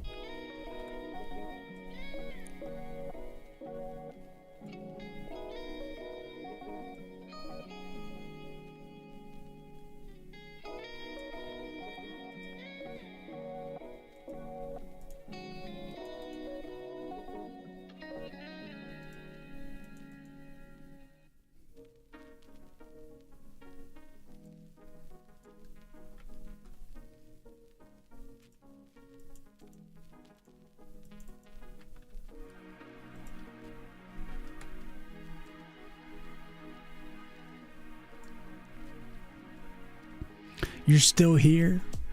Awesome, dude. Probably the most talented Twitch game art creator. If come across this is fire. Thanks, man. Appreciate the love, the compliment.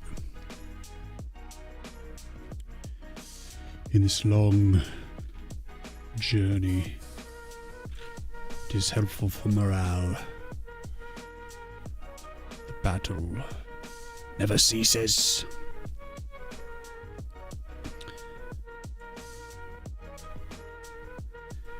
So like the center can be some like portals, you know, like some different, we got the store on the left, and then we're going to have the skill tree on the right. That's why it's kind of like woodsy looking. And whoops. Smooth that up.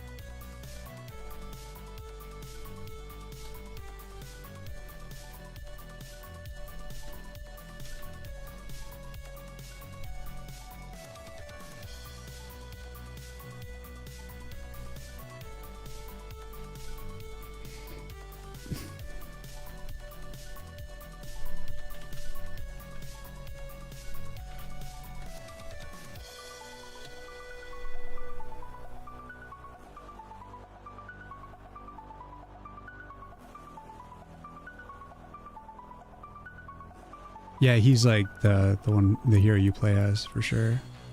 Well, if you could use this menu and walk to the portals with your main character to go to their stages. Yeah, it's just like specifically kind of a simple sort of solution for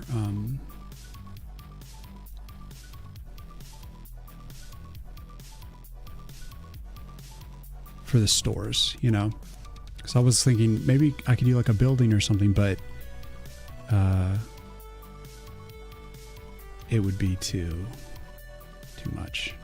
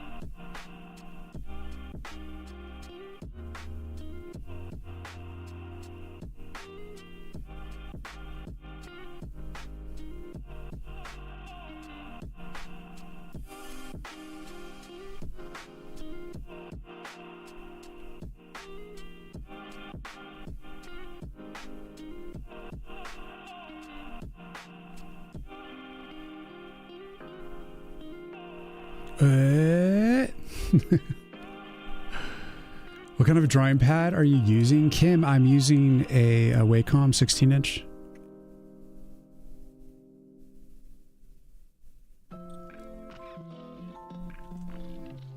I forget the exact model, but I'm pretty sure they don't have like a ton of 16 inches. It's pretty good. I like it. Would recommend.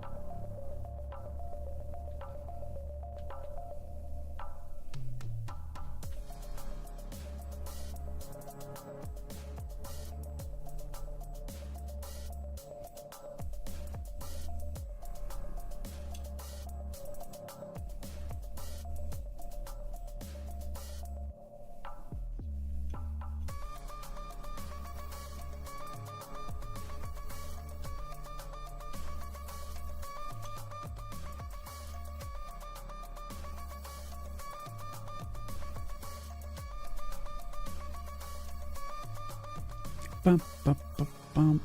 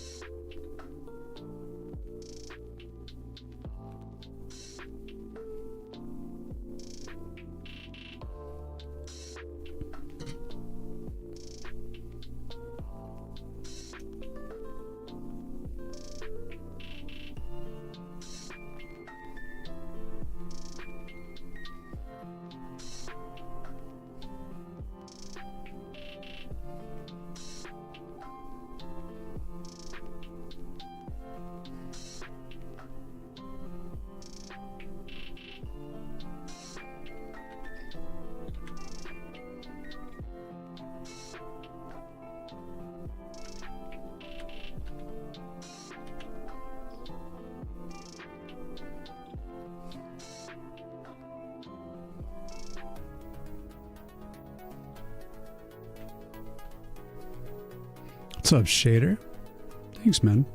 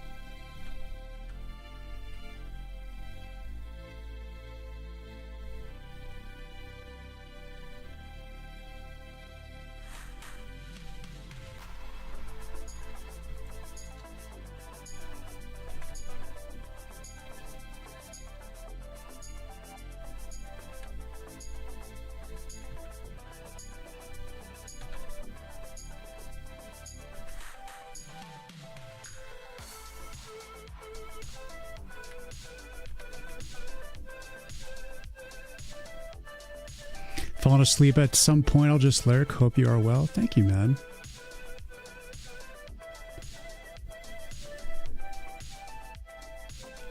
Well, good luck, Kim, on finding the tablet that fits your needs. There's a lot of good ones out there. I did have a Cintiq 13 at one point that was pretty butt.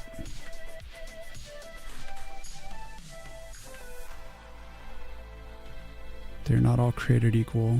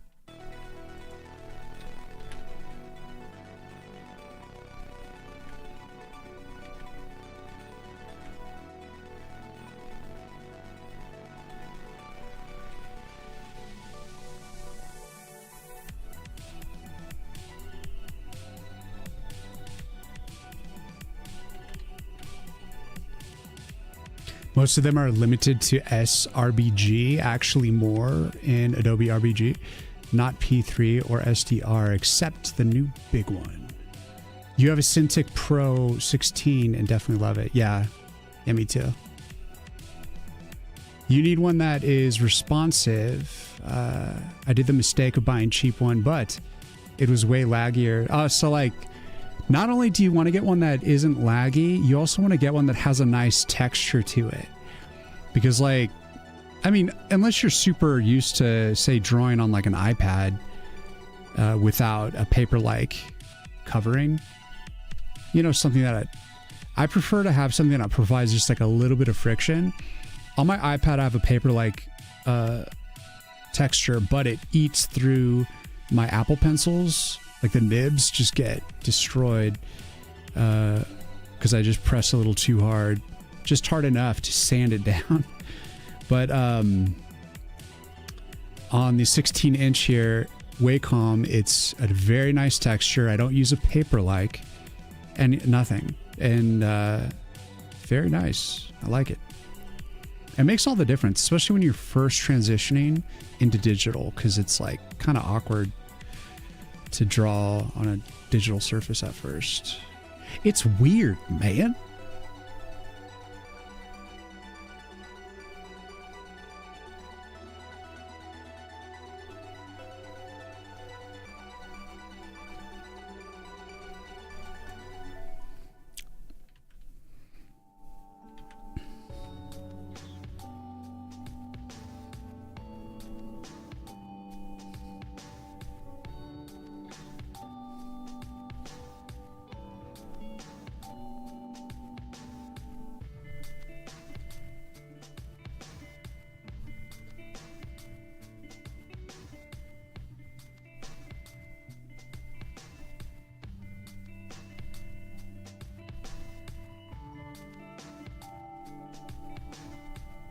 Definitely takes some getting used to. Mine has no perceptible lag on Mac. On Windows, I've only tried it with Mari, and there I can't see lag either. Is it the Pro version? I actually don't remember if mine's the Pro version or not. It's just a 16-inch. Could be, might not be. I don't know. There might only be a Pro version. For all I know. I forgot. I've had it for a couple years. And I've been super happy with it, so can recommend, can. Indeed. Just on texture alone. delicious texture.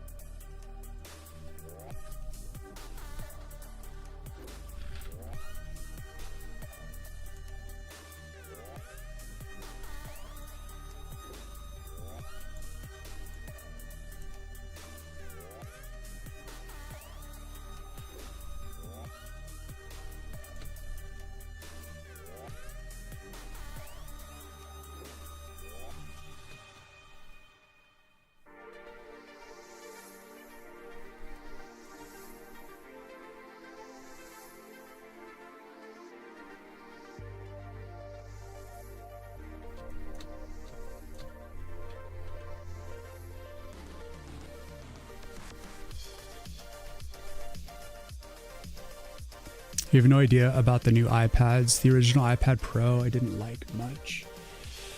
Apple allows you to, oh my ass! Allows you to use it as a screen tablet for Mac, but compared to Cintiq I got it later, there's a massive difference. The one I hear at least Append proximity tracking. Oh.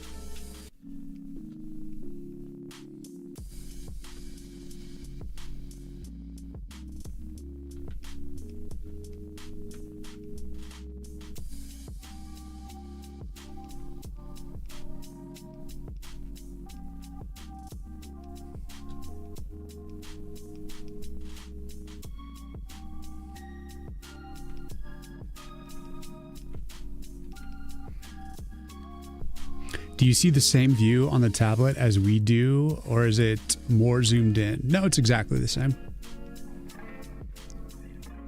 You guys are seeing exactly what I'm looking at. Precisely.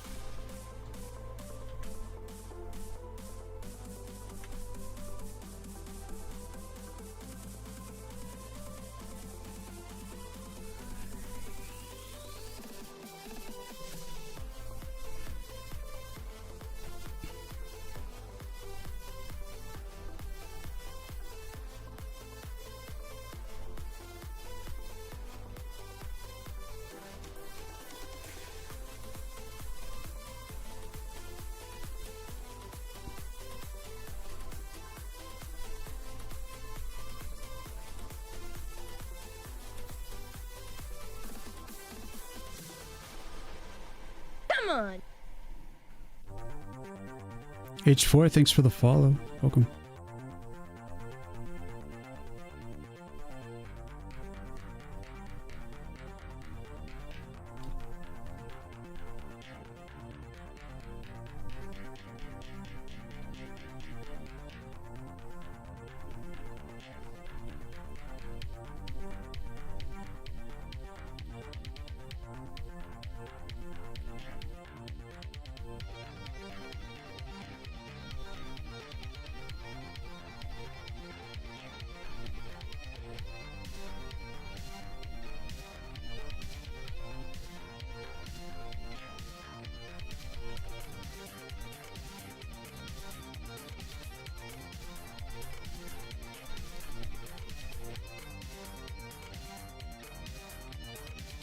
Maybe put your camera on... Wait, what? Huh? Ooh, huh? What are we talking about?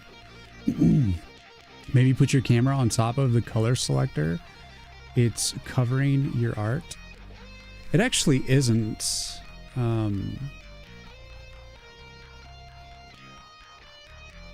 you see this right here? Ye old layers. I use that. I just like position it. I'm looking at OBS right now and I position it so that it's like blocking what you guys are getting blocked out.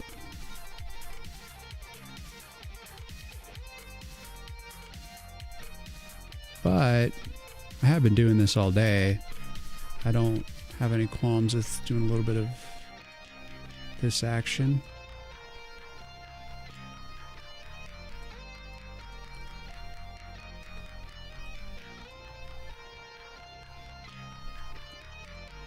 I am pretty zoomed in, but it's a big piece, you know, it's like I gotta zoom in. I can't draw this far back on it. It's the mini map, bros.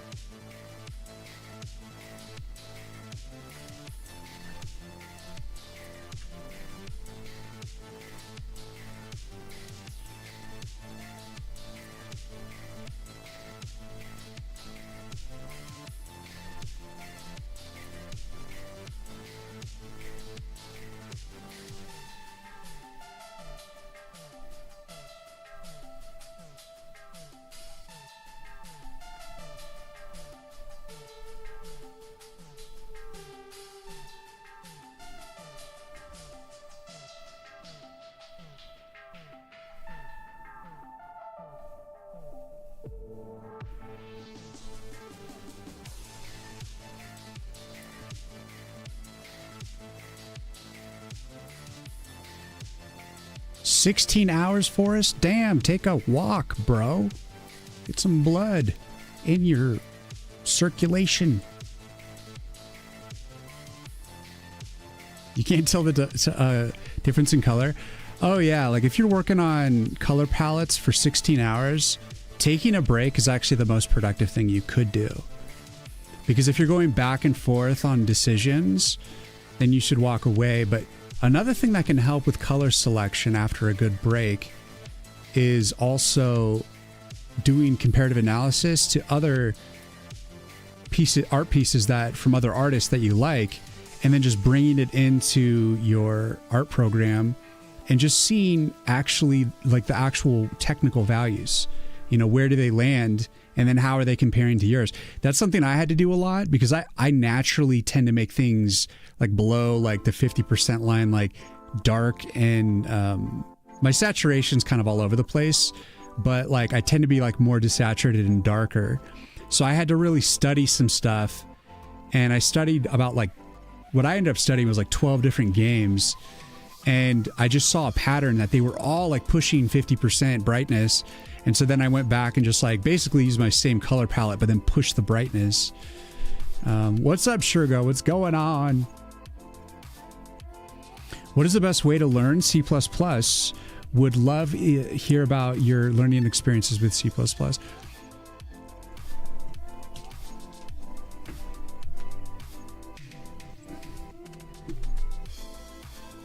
Read this. Put it in your brain.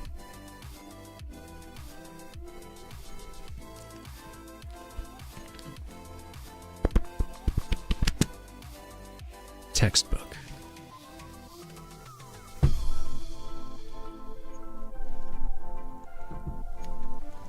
Enjoy. That's a classic. It is for C++ 11, but I say hell, why not? It's a great book. Because we're up to like what, like C++ 20 at this point or something. But it's great. I mean, the language, it does evolve. They add stuff to it and they slightly modify certain things, but it really doesn't feel like much has been like full on deprecated from 11, as far as I can tell. I also did some random like online boot camp stuff. It was just like free stuff. There's like free things you can like, you'll just code straight into the console. like straight into the browser rather. And that's fun. And that'll just help you with some basic concepts. And yeah, just get in, man. Get your feet wet, ask questions, and really enjoy it. Because it is a fun language. Don't give up. It's going to take some time.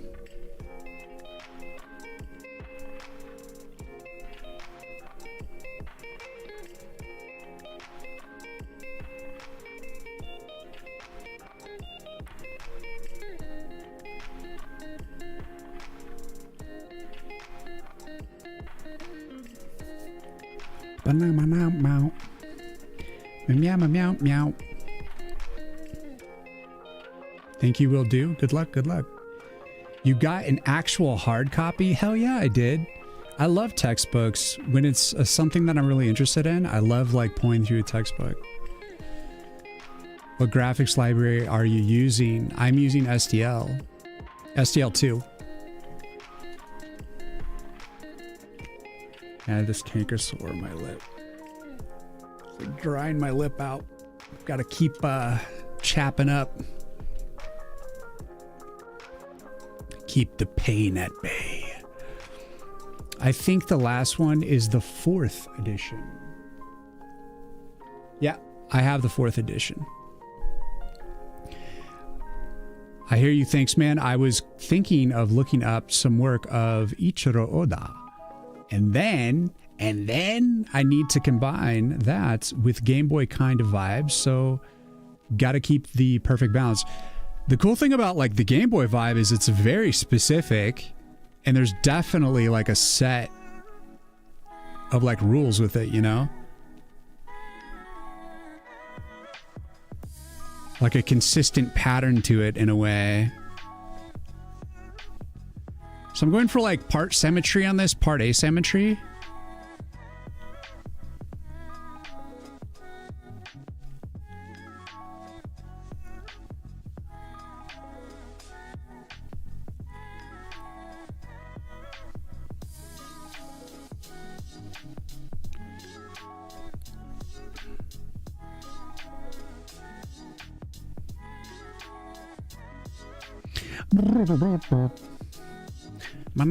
Meow.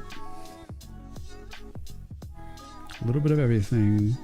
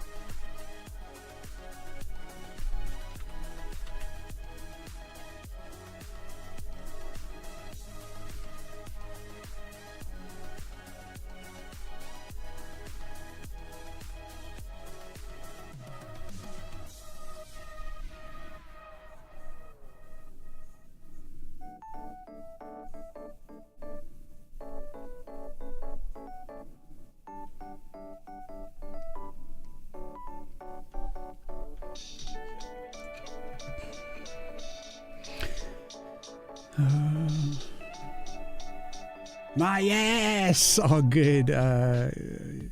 Bjorn, yeah, for sure. The man. The man. It's the only complete book from Bjorn. Then it's newer stuff. I don't know how to pronounce his name, by the way. Bjarne,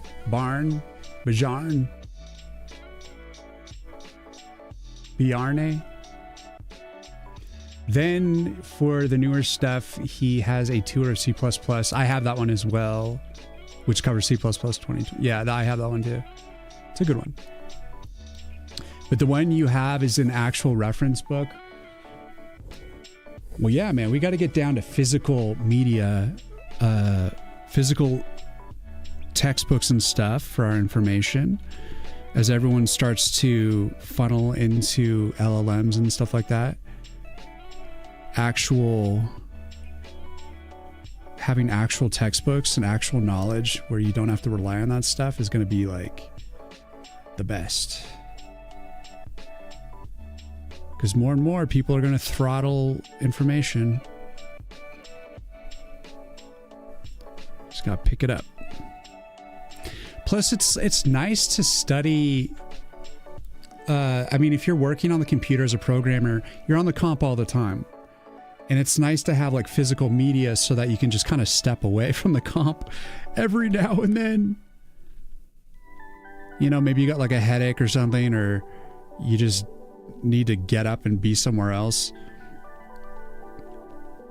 I don't know. I just like having books, textbooks.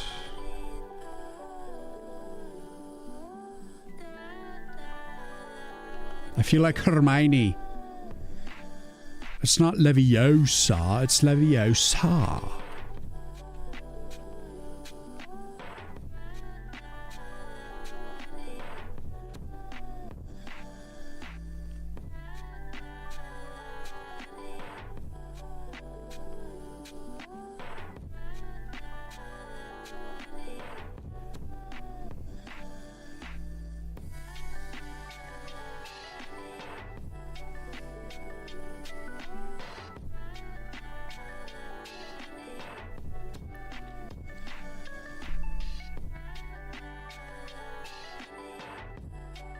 Definitely buy hard copies. Physical books are a lot more comfy. Yeah, that's exactly it. They're comfy. Yep. They got that comfy vibe.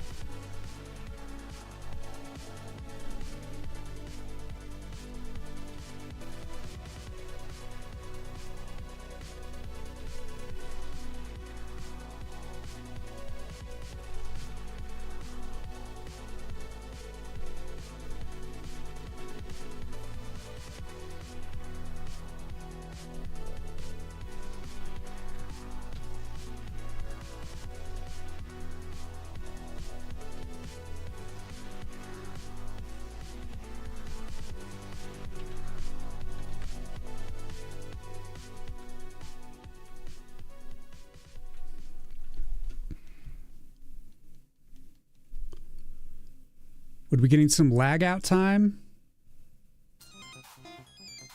Uh-oh.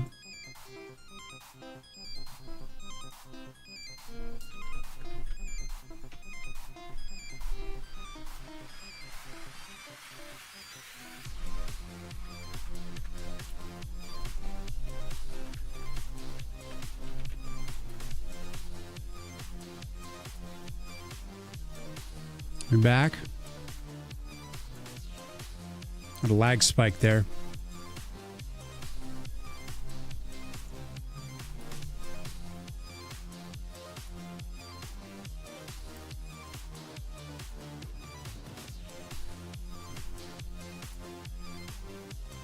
My OBS like was freezing up.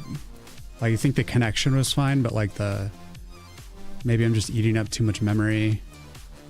Here, I'll close my. Let's see. We got Chica cruising in on the Discord. Give you a tree roll, and then I'm gonna close Discord because that'll open up at least a little bit of memory. In case that's part of it.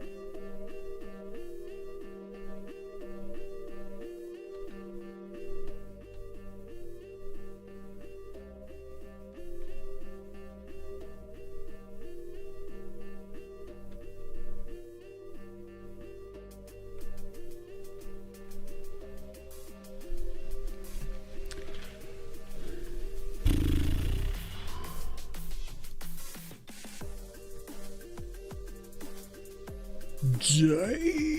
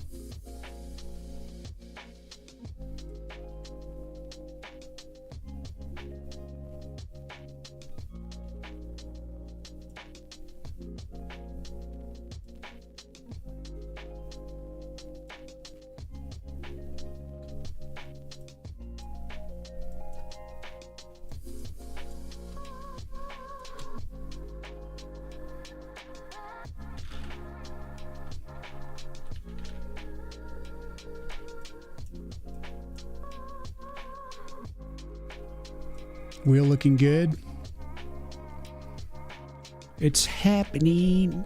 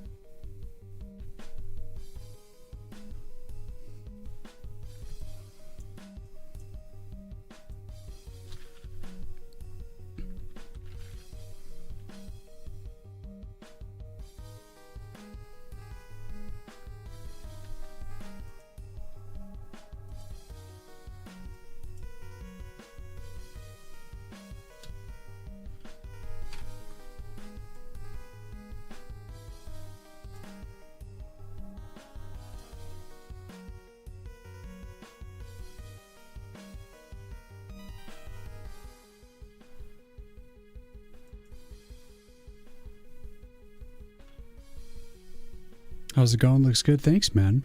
It's going pretty good. Making some progress on the ye old wheel.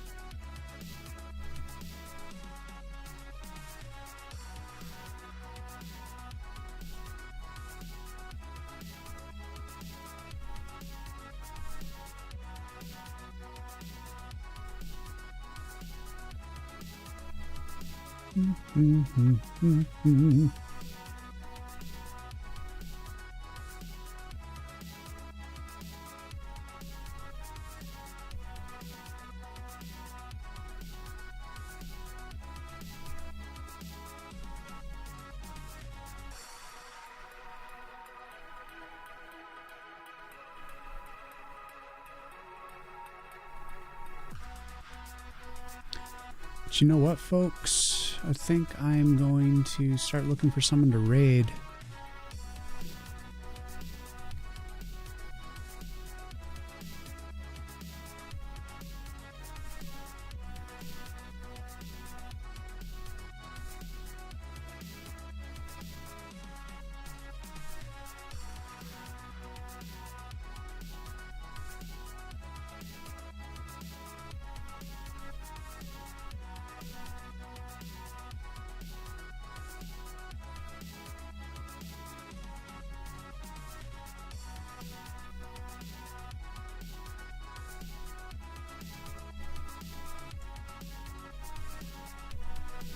Looking good.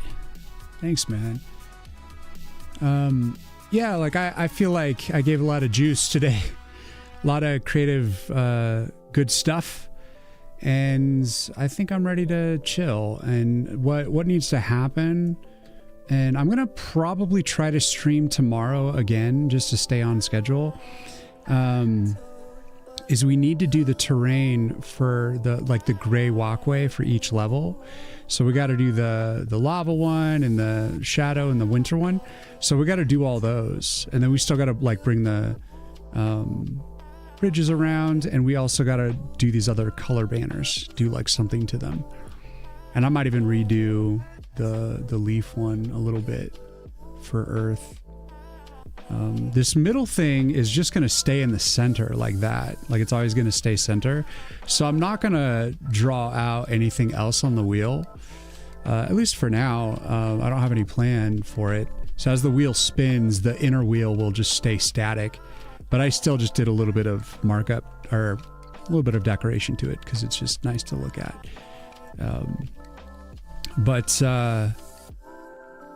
Yeah, I mean, we'll probably just continue tomorrow, continue on, and it'll be probably similar time, like Daywalker time, unfortunately, for, my usual audience is in the wee hours of the night.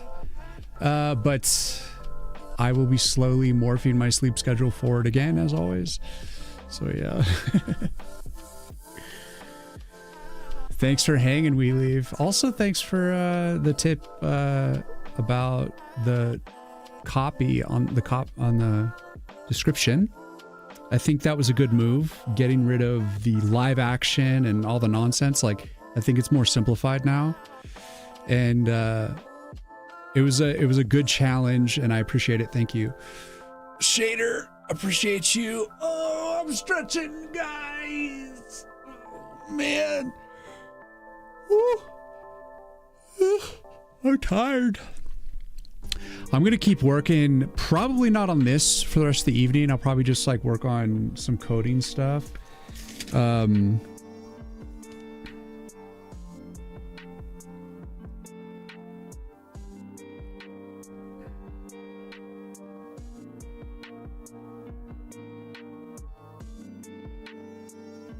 Yeah, like I feel like I spent all my creative energy on this today, and now I can do some maybe technical stuff later, but I'm gonna take a break. I'm gonna eat some food and just walk around for a little bit and then come back to it in my own time here. But then I'll be back tomorrow, like I said, around the similar-ish time. And we'll continue on.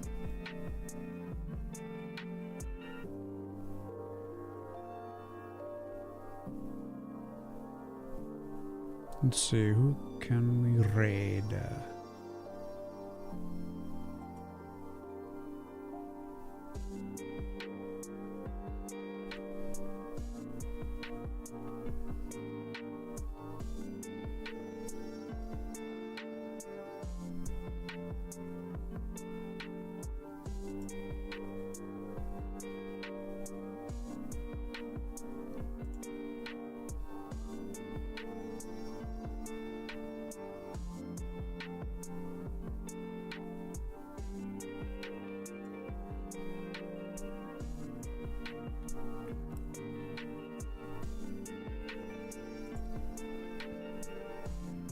Honestly, I don't really see that many game devs doing stuff.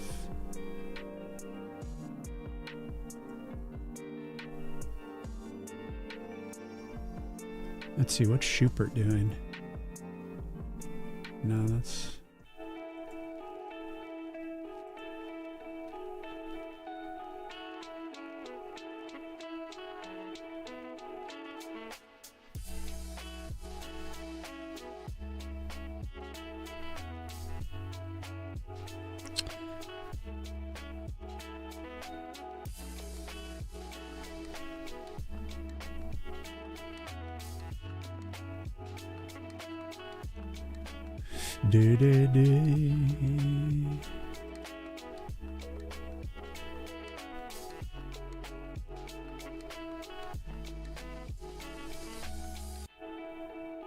Bum, bum.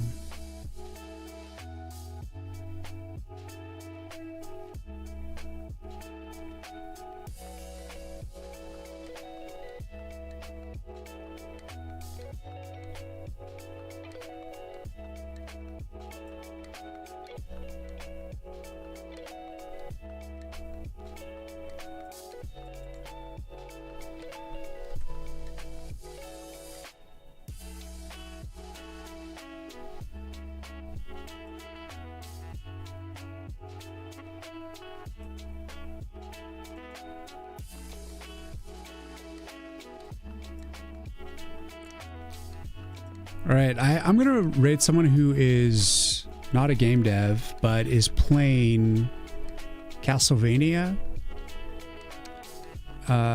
Symphony of the Night. It is pretty good pixel art, and it's a nice inspiration. And you know me, I like to just randomly raid different categories sometimes. So we're gonna raid over to that here on Twitch, and to everyone, thank you for watching. Thank you for hanging out. And let's see, how long has he been going? He's been going just for like 2 hours, so he should be on for a while. And yeah. I'll be back tomorrow, guys. And we will keep working on the wheel. Forever working on the wheel. But yeah, we're gonna go raid this retro streamer who's playing Castlevania pixel art game. It's gonna be good. I've never actually seen this guy before, so I don't know much about him, but hopefully he's a chill dude. And ads are about to start, so I just want to say goodbye, and I'll see you guys on the other side. Later, Apox. I'm going to go before the ads hit. Bye.